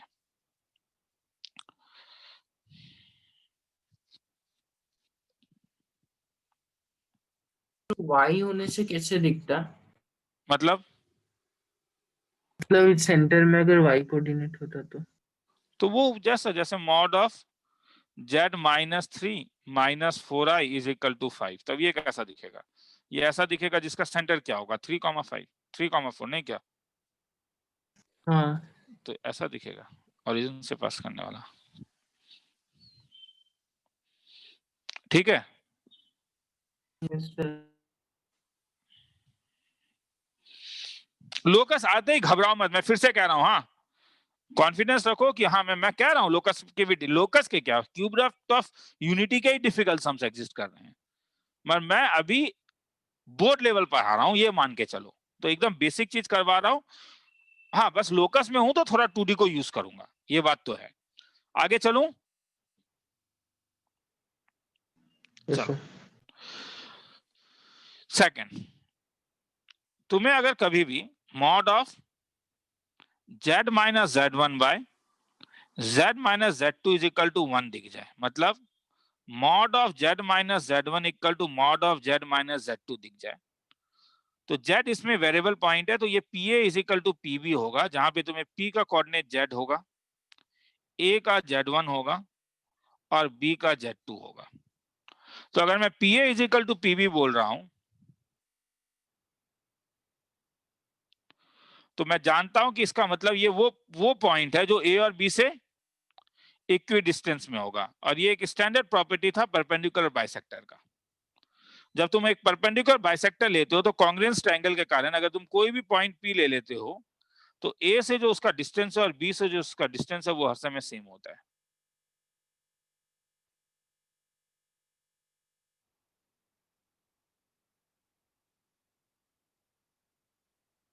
तो हेंस ये वाला जब भी तुम देखोगे तो ये रिप्रेजेंट करेगा एक स्ट्रेट लाइन, एक particular straight line, represents straight line. कौन सा represents straight line, that is perpendicular bisector of A and B. मगर यही चीज अगर 1 नहीं होके कुछ और होता तो ये याद रखो, हाँ, इसे मैं ब्रेक करके नहीं दिखा रहा हूं, ये अगर k होता, k पॉजिटिव है और k अगर 1 नहीं है, तो ये अगर तुम ब्रेक करोगे z को x प्लस y के हर समय ये रिप्रेजेंट सर्कल, तुम डायरेक्टली इसका सेंटर नहीं निकाल सकते हो। अगर कोई इसका सेंटर निकालने के लिए बोलता है तो उसके लिए तुम्हें पुट करना होगा z को x प्लस आई वाई, ये कोई नया चीज नहीं है। तुम बोल सकते हो सर कैसे, तुम्हें याद होगा लोकस का पहला सम ही हमने ऐसे शुरू किया था, ध्यान से देखो, ये वाला जो सम था z-z1, मैंने z को x प्लस आई वाई डाल दिया और मैं सॉल्व करके मैंने एक रिलेशन निकाला। मैं और एक सम करवाऊंगा जब थ्योरी मैं खत्म कर दूंगा, मगर अभी लिखना है तो लिख लो। ये तीसरा, ये थर्ड, लिखना है तो लिख लो, मैं एक मिनट 1.5 मिनट में आ रहा हूँ।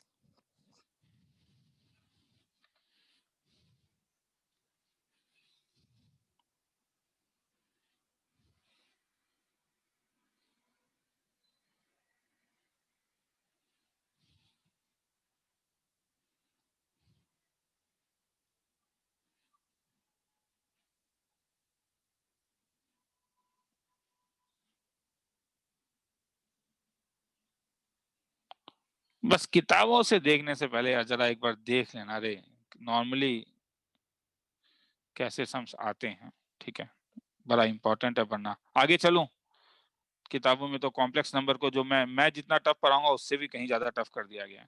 आगे चलूं, सुनने में आ रहा है, नहीं आ रहा है क्या? आ तो रहा है।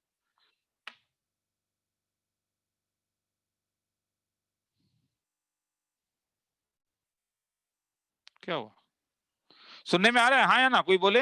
हाँ सर। हाँ ठीक है, मुझे कुछ चलो आगे आगे चलता हूँ।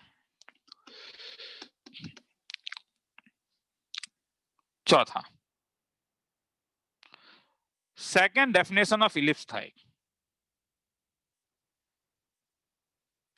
सेकंड डेफिनेशन ऑफ इलिप्स ये था कि किसी भी पॉइंट से दो फोकाई इसका होता था, F1 और F2। तो PF1 प्लस PF2 अगर K है और ट्रायंगल इनइक्वालिटी के लिए sum of two side is always greater than third side होता है, K अगर हर समय F1 F2 से बड़ा होता है, then locus of P is ellipse, where K का वैल्यू ट्वाइस ए था जो लेंथ ऑफ मेजर एक्सिस कहलाता है,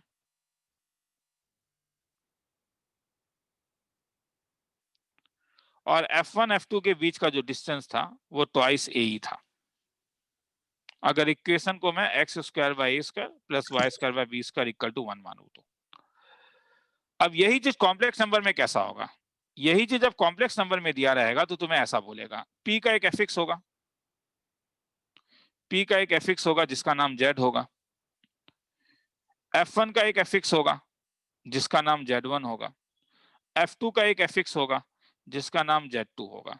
अगर अब मैं PF1 के बदले PF1 का डिस्टेंस क्या होगा, दोबारा लिखिए देता हूं इसको, PF1 plus PF2 is equal to K को क्या लिख सकता हूं, तब PF1 मतलब डिस्टेंस, तो ये हो गया Z minus Z1 plus Z minus Z2 is equal to K। अब मुझे कोई बोलेगा रिप्रेजेंट्स कब इलिप्स, रिप्रेजेंट्स इलिप्स अगर K किससे बड़ा है बोलो, AB, तो AB का मतलब यहाँ पे K अगर F1 F2 से बड़ा है तो F1 F2 का डिस्टेंस क्या हुआ, that is K is greater than Z1 minus Z2। तो हर समय अगर K, सर अगर K इक्वल टू हो गया तो हाँ ये भी जान लो, अगर K equal to Z1 minus Z2 है तो इसका मतलब मैं तुमसे ये बोल रहा हूँ कि PF1 प्लस PF2 का वैल्यू F1 F2 है, तो ये कब होगा, कोई बोलेगा? PF1 प्लस PF2 का वैल्यू F1 F2 है, ये कब होगा? ये F1 है, जरा ध्यान से देखो ना कब होगा, लाइन P पे, को तो लाइन में लाई करना होगा, नहीं क्या? लाइक अगर लाइन में लाई करना होगा, अगर लाइन में लाई करेगा तभी होगा, तब मैं क्या बोलूंगा, P लाइज ऑन, अगर इक्वल टू है तो ये अलग केस है, P lies on line segment F1 and F2। किसी को लिखना है तो लिख लो, सेकंड डेफिनेशन ऑफ इलिप्स से।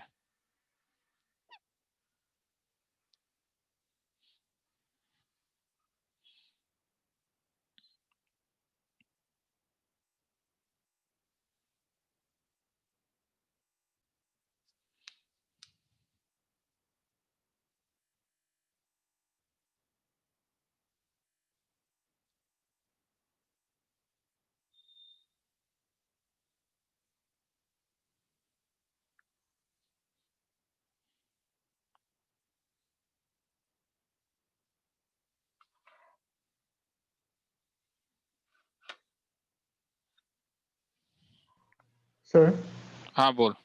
सर जैसे कि आर्गुमेंट ऑफ Z1 और Z2 दिया हुआ है, Z1 प्लस Z2 दिया हुआ है ब्रैकेट के अंदर, और उसे ब्रेक करने का कुछ फॉर्मूला है क्या?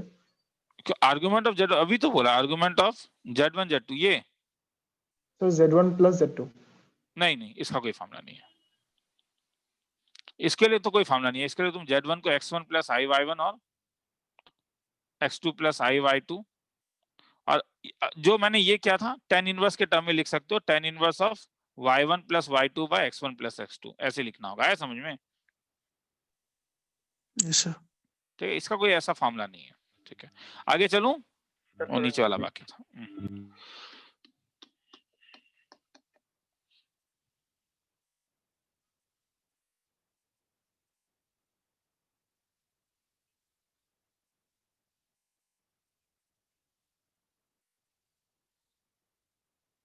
चलूं?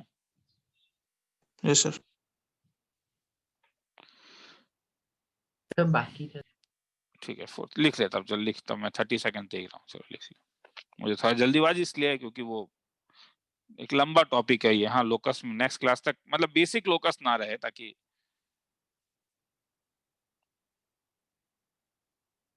सर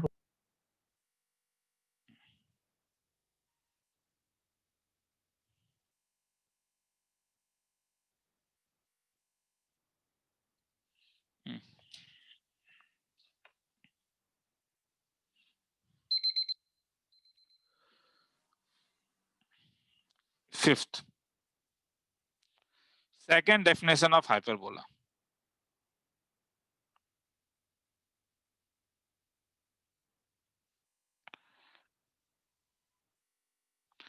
तो सेकंड डेफिनेशन ऑफ हाइपरबोला ये था कि कोई भी पॉइंट P अगर लेते हो तो फोकाई से उसका डिफरेंस PF1 माइनस PF2 अगर इज इक्वल टू K, और K अगर लेस देन F1 F2 है, difference of two side is always less than third side, then locus of P is hyperbola.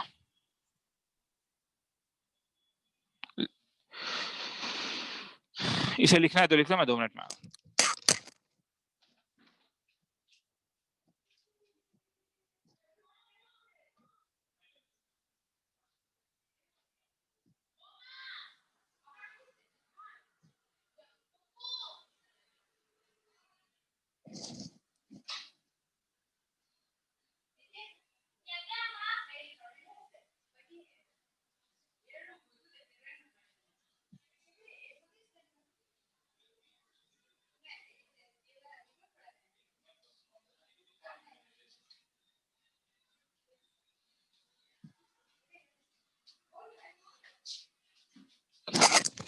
चलो आगे चलो। तो इसी चीज को अगर मैं इसमें बताऊं तो ये, अब ये यहीं पे बता दूं, ये अगर Z1 है, नहीं सॉरी, ये अगर Z है,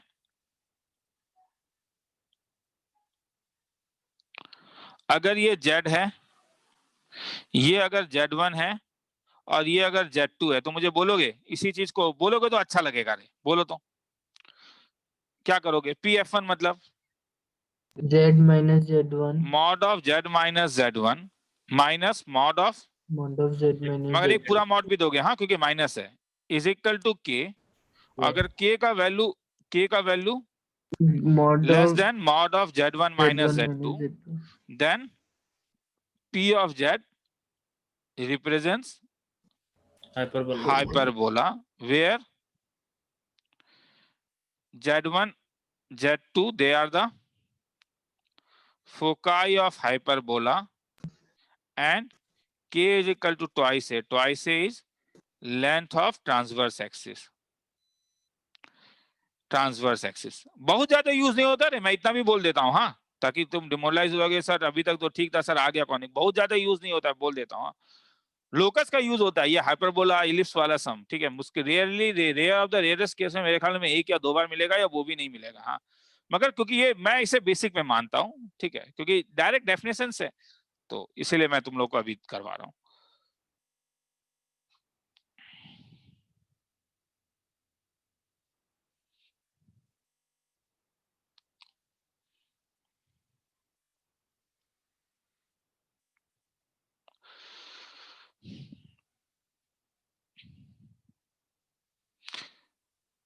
चलो आगे, और लिखना है तो लिख लो, सॉरी टाइमर दे देता हूँ 1 मिनट का।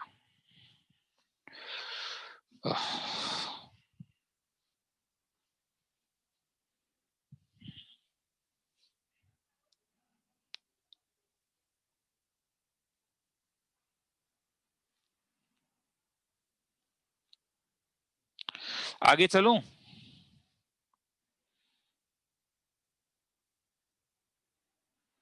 बोल देना हो जाने से। सर हो गया। तो चलो, तो जैसे अगर मैं तुमसे कभी प्रॉब्लम पूछूं, फाइंड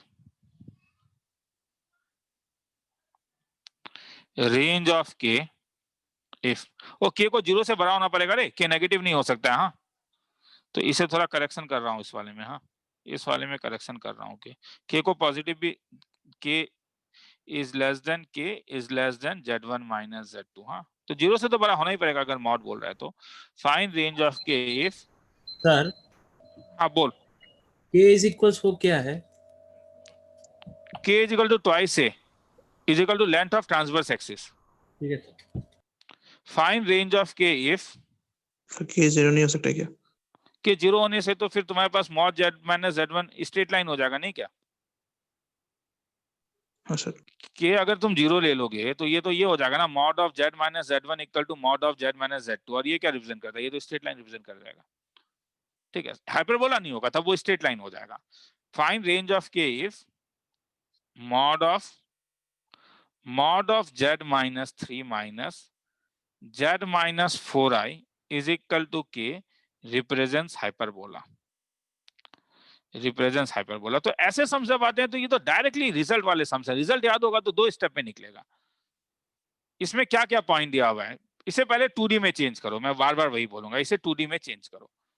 3 कैसा दिखेगा? 3 कौन सा पॉइंट हुआ?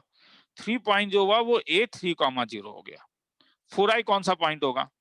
B 0,4। और बोलो रिप्रेजेंट्स हाइपरबोला कब था? अभी तो ऊपर लिखा ही है, रिप्रेजेंट्स हाइपरबोला जब k किसके कहां से, k 0 is less than k और k किससे छोटा हो? बोलो AB का डिस्टेंस। और AB का डिस्टेंस कितना आ गया? 5। तो हेंस k कहां से कहां तक? 0 से 5 तक। कहीं भी डाउट है तो पूछो। ठीक है, तो इसे तो तुम बोर्ड लेवल ही बोलोगे ना रे।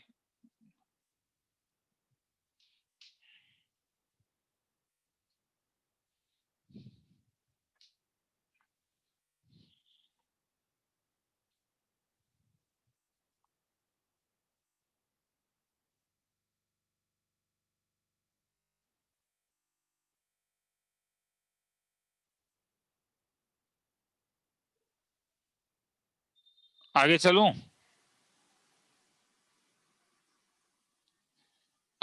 ठीक है, लिख लो, मैं आ रहा हूं 2 मिनट।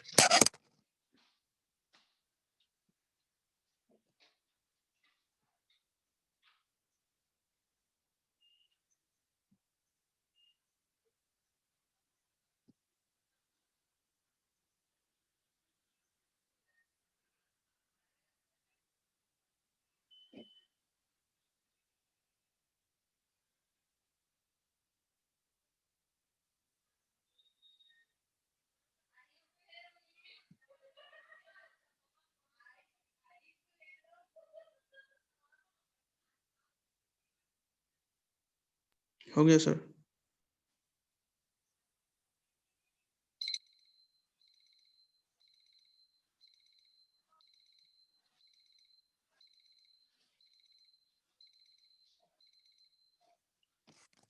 चलो आगे चल रहा हूँ। सर हाँ बोल। सर वो दूसरा मॉड देना जरूरी है क्या? कौन सा? ये जो लास्ट हाँ में जो हाँ, मतलब नहीं देने से तो तुम्हारा ये हो जाता है ना, तब एक साइड ही होगा हाइपरबोला का, दोनों साइड नहीं मिलेगा तुम्हें। ओके क्योंकि तब तो नेगेटिव भी हो सकता है ना के। ठीक है, तो ये स्टैंडर्ड डेफिनेशन में ही आता है कि ये मॉड दे दिया जाता है। ठीक है, ये ओके स्टैंडर्ड डेफिनेशन का पार्ट है। हाँ चलो, प्रॉब्लम।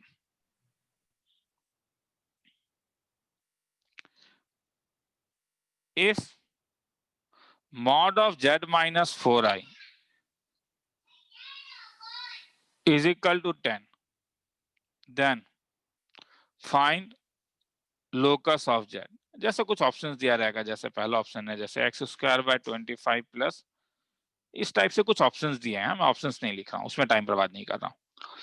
सॉल्यूशन तो अब क्या है, फिर से तो ये 100% वही सम हो गया कि तुम्हें mod of z minus 4i plus mod of z plus 4i का वैल्यू 10 है। एकदम शांति से मुझे बोलते जाओगे ये कौन सा पॉइंट के करस्पॉन्डिंग है? 0,4 0,4 और ये वाला 0,-4 0,-4। ए बी का डिस्टेंस आ गया मेरे पास 16 प्लस 16 और ये के आ गया।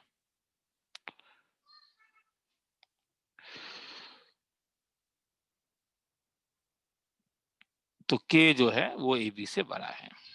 ठीक है, तो ये रिप्रेजेंट्स इलिप्स। अब कौन सा रिप्रेजेंट इलिप्स? ये जो फोकाई है वो कहाँ पे लाई कर रहा है? फोकाई जो है वो y एक्सिस में लाई कर रहा है। अगर फोकाई y एक्सिस में तो हॉरिजॉन्टल या vertical ellipse? Vertical vertical ellipse. अब वर्टिकल इलिप्स में सेंटर तो 0,0 है, तो इक्वेशन दिखेगा x square by a square plus y square by b square equal to 1, जहां पे ए बी से छोटा है। तो ए बी का लेंथ का फॉर्मूला क्या था? ए बी का लेंथ का फॉर्मूला था ट्वाइस बीई, जो 8 हो जाएगा। और k का जो वैल्यू था वो लेंथ ऑफ मेजर एक्सिस होगा। तो यहाँ पे length of major axis twice से होगा या ट्वाइस भी होगा? क्वेश्चन पूछा हूं तुमसे, क्या होगा? Length of major axis twice है या ट्वाइस भी? वर्टिकल है, ए बी से छोटा है। क्या इतना टाइम लगता है? ट्वाइस भी। इतना टाइम क्यों लगता है? k का वैल्यू 10, तो b का वैल्यू 10 हो गया, मतलब b का वैल्यू 5 आ गया। तो b का अगर वैल्यू 5 आ गया तो a कहां से आएगा? a का एक फॉर्मूला था a square equal to b square 1 minus e square. तुम बोलोगे सर कॉनिक सेक्शन भूल गए हैं। अरे उसमें घबराओ मत यार, वो याद हो जाएगा, ठीक है।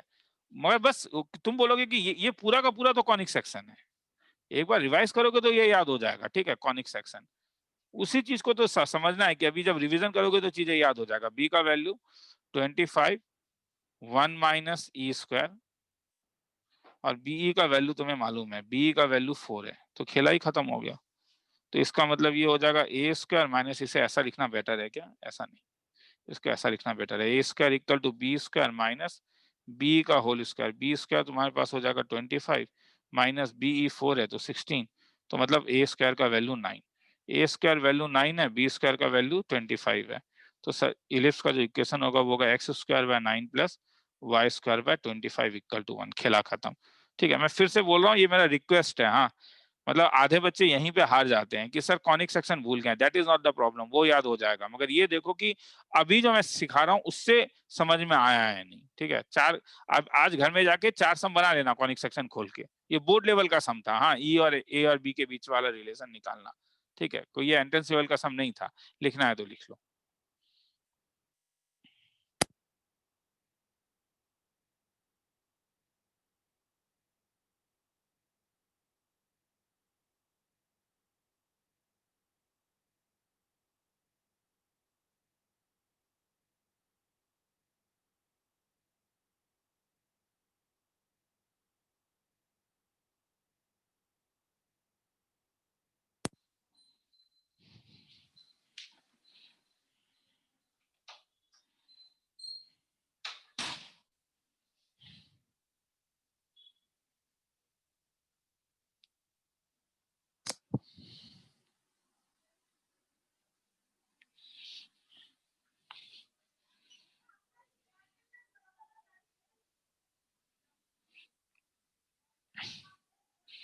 आगे चलो।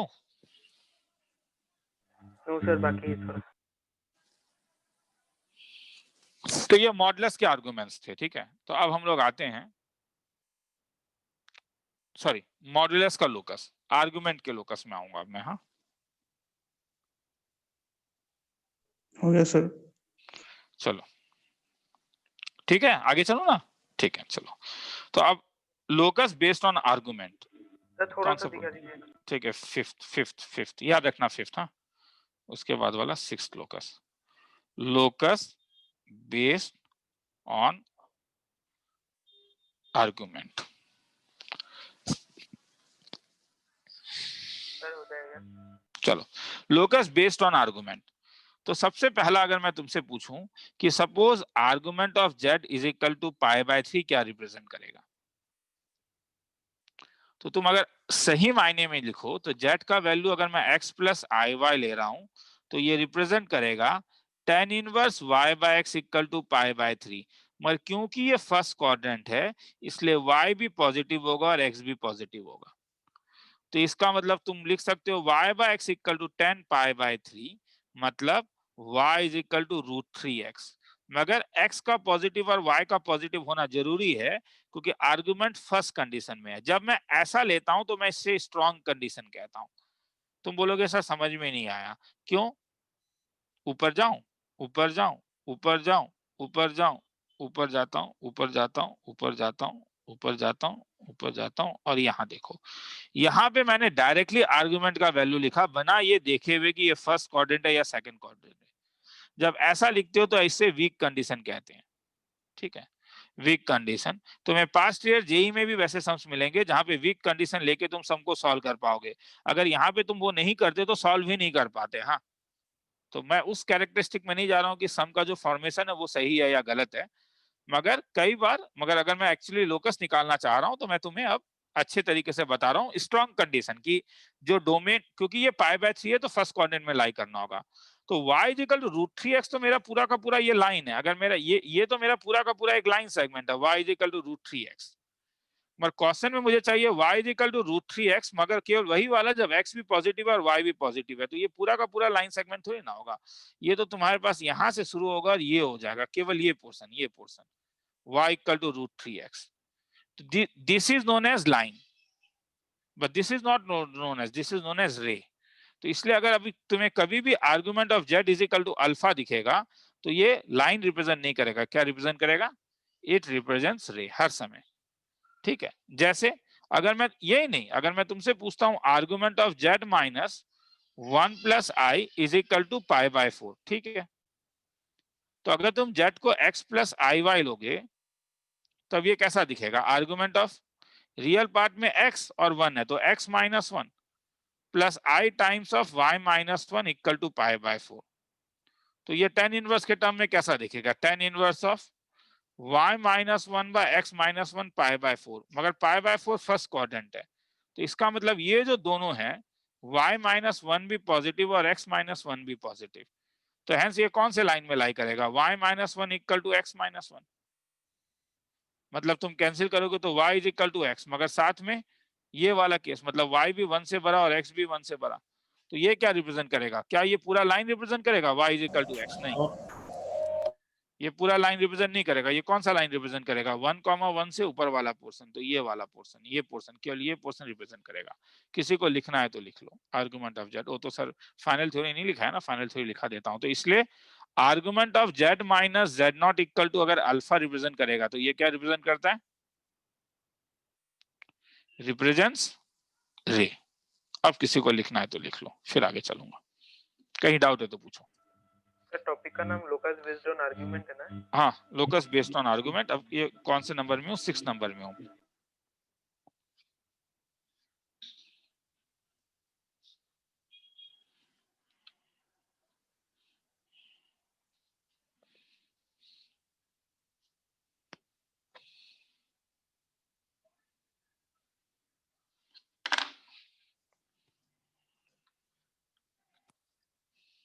सर हाँ बोल। सर x और y दोनों नेगेटिव नहीं हो सकता क्या? क्यों हो सकता है? अगर यहाँ पे नहीं हो सकता है ना, क्योंकि π/3 अगर x और y नेगेटिव होगा तब तो ये वाला π/3 था ना रे, ये वाला तो π/3 नहीं होगा ना, ये वाला तो π प्लस π/3, ये तो 4π/3 आएगा। आया समझ में? मतलब Yes, ये sir. वाला पार्ट, अगर ये वाला पार्ट बोलोगे तो ये वाला पार्ट तुम बोलोगे argument of z equal to π/3। मगर अगर मैं ये ब्लू वाला पार्ट बोलता हूँ, ये ब्लू वाला पार्ट, तब क्या होगा? आर्गुमेंट z कितना होगा? 4π/3. 4π/3। आया समझ में?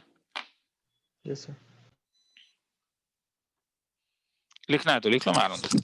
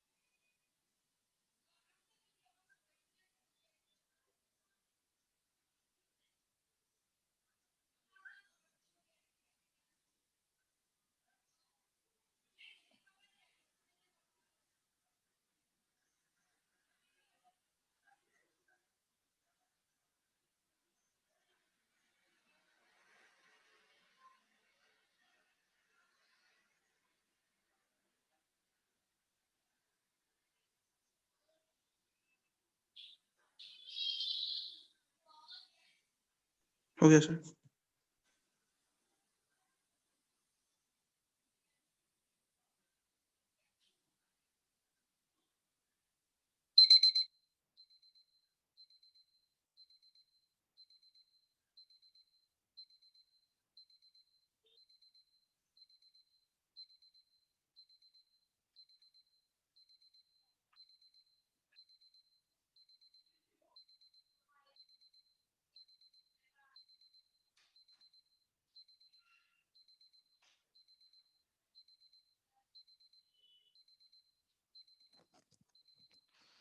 चलो आगे चल रहा हूं।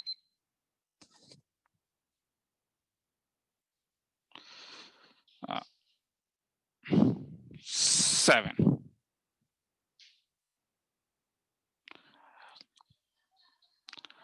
argument of z minus z naught divided by z minus z1 divided by z minus z2 is equal to alpha। अभी तुमने देखा था लोकस इज अ सर्कल, मगर ये अधूरा सत्य है। पूरा सत्य ये है कि ये अल्फा के ऊपर डिपेंड करता है। अगर अल्फा एक्यूट है, अगर अल्फा इज एक्यूट, तो argument of z minus z1 by argument of z minus z2 जो है, ये तुम्हें एक्चुअली में ये एंगल देता है। मैं इसके अभी प्रूफ में नहीं जा रहा हूं, ये मैं नेक्स्ट क्लास में जाऊंगा जब मैं रोटेशन कराऊंगा। हाँ, अभी बस इसे एक सत्य मान के देख लो, ये वाला एंगल एक्चुअली में अल्फा है। तो तुम जानते हो कि ये अल्फा अगर एक्यूट एंगल है तो हर जगह ही ये अल्फा होगा, हम जानते हैं, मगर ये अल्फा थोड़ी ना होगा। यहाँ पे अगर अल्फा है, ये तो ऑब्ट्यूज एंगल हो जाता है। तो इसीलिए अगर अल्फा इज एक्यूट हो तो ये केवल ये पोर्शन होगा, ये वाला पोर्शन, इसे हम मेजर आर्क कहते हैं। और तो इसीलिए अगर अल्फा इज एक्यूट तो ये पार्ट ऑफ कौन सा सर्कल है, ये पार्ट ऑफ सर्कल है। कौन सा पार्ट? Major arc. और अगर अल्फा इज ऑब्ट्यूज अगर है तब ये माइनर आर्क ऑफ सर्कल होता है। तुम बोलोगे सर मगर ये समझ में नहीं आया कि क्यों ये वाला एंगल अल्फा है। इसे एकदम नेक्स्ट क्लास में जब रोटेशन कराऊंगा एक साथ में ही समझाऊंगा। हाँ, अधूरा अभी नहीं समझा रहा हूं माइनर आर्क ऑफ सर्कल, मगर क्योंकि लोकस एक साथ लिख रहे हो तो ये भी अभी लिख दो, ठीक है। तो ये देखते ही अब तुम बोल पाओगे कि लोकस सर्कल है। इसलिए अभी जो थोड़ी देर पहले हमने एक सम किया था कि z minus 2i by z plus 4i plus 6 is equal to pi by 3, तो अब तुम डायरेक्टली बोलोगे इसका लोकस सर्कल होता है। और अब ज्यादा अगर स्पेसिफिक है तो ये मेजर एक्सिस है, माइनर एक्सिस पाई बाय 3 है, इसलिए ये मेजर एक्सिस होगा। सर मगर ये समझ में नहीं आया कि ये आप क्यों बोल रहे हो, इसके लिए मत घबराओ, ये नेक्स्ट क्लास में बताऊंगा।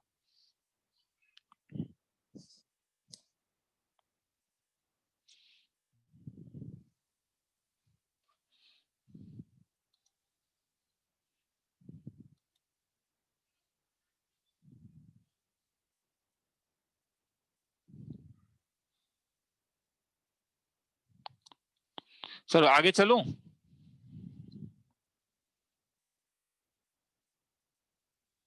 सुनने में आ रहा है? हाँ सर। और लिख रहे हो? लिख लो, ठीक है।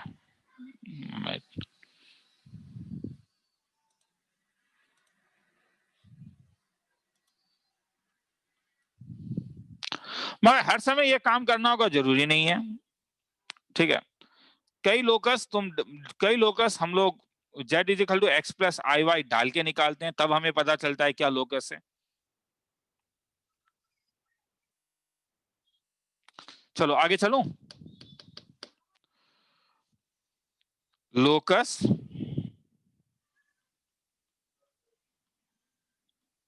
Bye equating real and imaginary part. Problem. Find the locus if mod z minus real part of z is equal to 1। तो ये क्या रिप्रेजेंट कर रहा है? तो अब मैं ये कह रहा हूं कि ये अब तुम ये ऐसा नहीं है कि हम देख के ही हम पकड़ लें, ठीक है। हालांकि कुछ लोग याद रखते हैं कि ये पैराबोला का है, मगर ऐसे में जब तुम्हें कुछ नहीं पता है, जो मैंने सबसे पहले करवाया था वही काम करो कि z को x प्लस आई वाई ले लो। तो mod z minus real part of z का वैल्यू 1 है। मॉड जेड का मतलब root over of real part का वैल्यू x का वैल्यू 1 है, तो इसका मतलब root over of x square plus y का वैल्यू 1 प्लस एक्स है। दोनों साइड स्क्वायर कर दो तो x square plus y square equal to x square plus twice x plus 1, cancel कर दो, Y square equal to twice x plus 1। क्या represent कर रहा है? रिप्रेजेंट्स, बोलते नहीं हो, पैराबोला। सुनाई दे रहा है या नहीं? Y square equal to twice x plus 1 में इतना देर लगता है? चलो लिखना है तो लिख लो, ये पैराबोला रिप्रेजेंट करता है। ठीक है, तो एक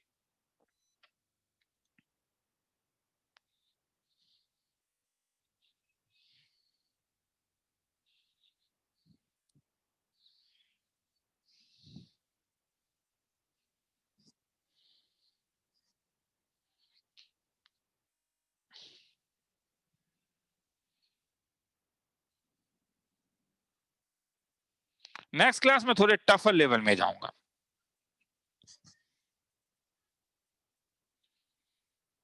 स्टार्टिंग नहीं, पहला 1 घंटा फिर से आसान चीज ही होगा, उसके बाद मैं बोल रहा हूँ। ठीक है, पहला 1 घंटा तो आसान चीज बाकी है, बहुत कुछ बाकी है, खत्म नहीं हुआ है। आगे चलूं? कुछ बोलते हो नहीं हो ना, तो आगे चलूं में बहुत कुछ बोलते हो ना, तो पैराबोला बोलते हो, कैसे चलेगा? कुछ तो बोलोगे तो अच्छा है। ठीक है, चलो चलो ठीक है, मैं रुक रहा हूँ 1 मिनट के लिए। थोड़ा सा बोलोगे तो मुझे भी सुन के अच्छा लगता है कि हाँ मैं मोटिवेट कर पा रहा हूँ। हालांकि बड़ा मुश्किल होता है अभी इस टाइम में मोटिवेट करना कि तुम्हें क्यों 11th में पढूं, क्योंकि ह्यूमन साइकोलॉजी है कि वो सबसे पहले केवल बोर्ड एग्जाम देखता है, क्योंकि आगे बोर्ड एग्जाम है। ठीक है, हो गया है। चलो, तो मतलब लोकस बाय कैलकुलेशन मैं जिसका बात कर रहा हूँ। ठीक है, अब जरूरी नहीं कि हर समय एक्स वाई दो, लोकस बाय कैलकुलेशन। ठीक है, जो कैलकुलेशन, लोकस बाय कैलकुलेशन मतलब तुम्हें निकालना होगा। तुम problem, if omega is a complex number such that mod omega is equal to 2 and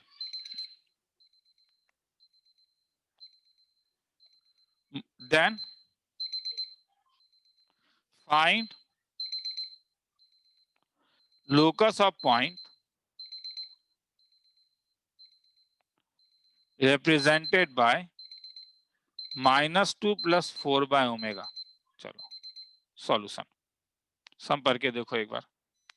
if omega is a complex number such that mod omega का value 2 दिया हुआ है और तुम्हें लोकस ऑफ पॉइंट निकालने के लिए बोल रहा है -2 plus 4 by ओमेगा वाला। तो अगर मैं जेड का वैल्यू -2 plus 4 by ओमेगा, तो मुझे इसका लोकस निकालना है। तो इसका लोकस निकालना है मतलब मुझे जेड के बारे में इंफॉर्मेशन चाहिए, और क्वेश्चन में देखो इंफॉर्मेशन किसी और का दिया हुआ है। किसका? गिवन कुछ है क्या? Mod omega is equal to 2। तो क्या यहाँ से ओमेगा का वैल्यू नहीं निकाल सकते हो? हाँ आराम से। 4 by ओमेगा का वैल्यू तुम्हारे पास हो जाएगा जेड प्लस 2, तो ओमेगा का वैल्यू हो जाएगा 4 डिवाइडेड बाय जेड प्लस 2। तो अब अगर क्वेश्चन में मॉड ओमेगा का वैल्यू 2 दिया हुआ है, तो ये वाला वैल्यू अगर मैं डालूं तो 4 by z plus 2 is equal to 2, तो कैंसिल कर दूंगा, तो mod of z plus 2 is equal to 2। मुझे कोई बोलेगा क्या ये रिप्रेजेंट करता है?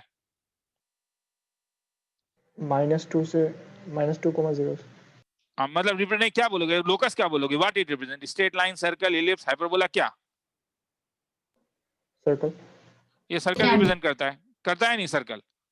Yes, सर्कल जिसका सेंटर, -2,0 क्योंकि जेड रियल पार्ट -2 है, ठीक है, और रेडियस 2 है। खेला खत्म। किसी को लिखना है तो लिख लो। तो यहाँ पे कैलकुलेशन है, यहाँ पे कोई वैसा नहीं है। ठीक है, तो यहाँ पे तुम्हें कैलकुलेट करके देखना होगा। कोई इन्फॉर्मेशन दिया रहेगा, उस इन्फॉर्मेशन सर आपका स्क्रीन चला गया।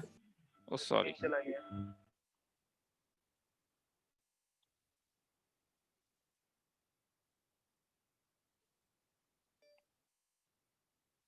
आ गया? हाँ सर। चलो, सर। तो mod z plus 2 is equal to 2, तो mod z plus 2 is equal to 2 circle, तो ये तो हम जानते ही है। कहाँ से जानते हैं? अरे हम जानते हैं z minus z not is equal to r. ये सर्कल रिप्रेजेंट करता था, यहाँ पे माइनस जेड नॉट था, ये प्लस 2 है, इसलिए सेंटर में -2 0 कम आएगा। लिखना है तो लिख लो, फिर आगे चलेंगे।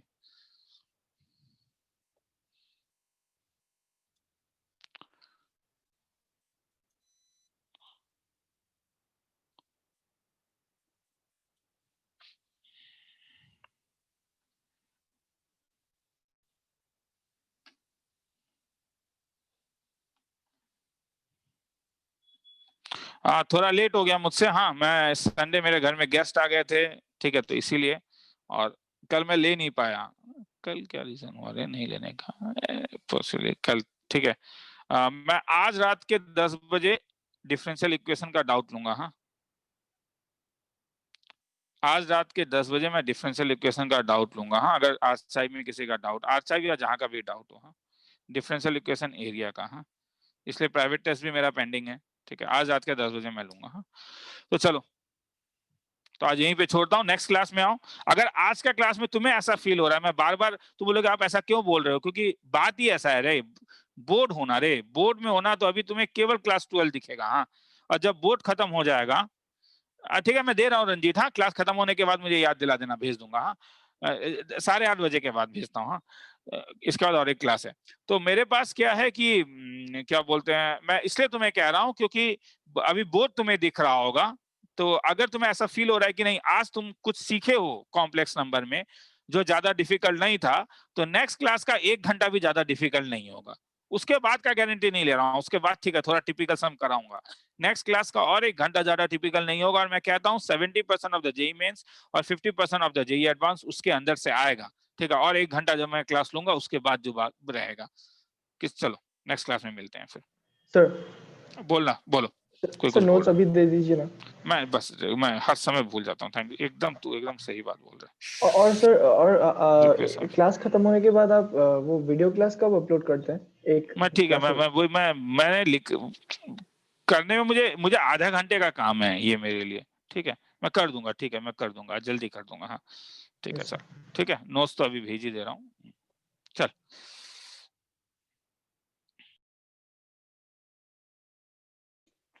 Thanks sir.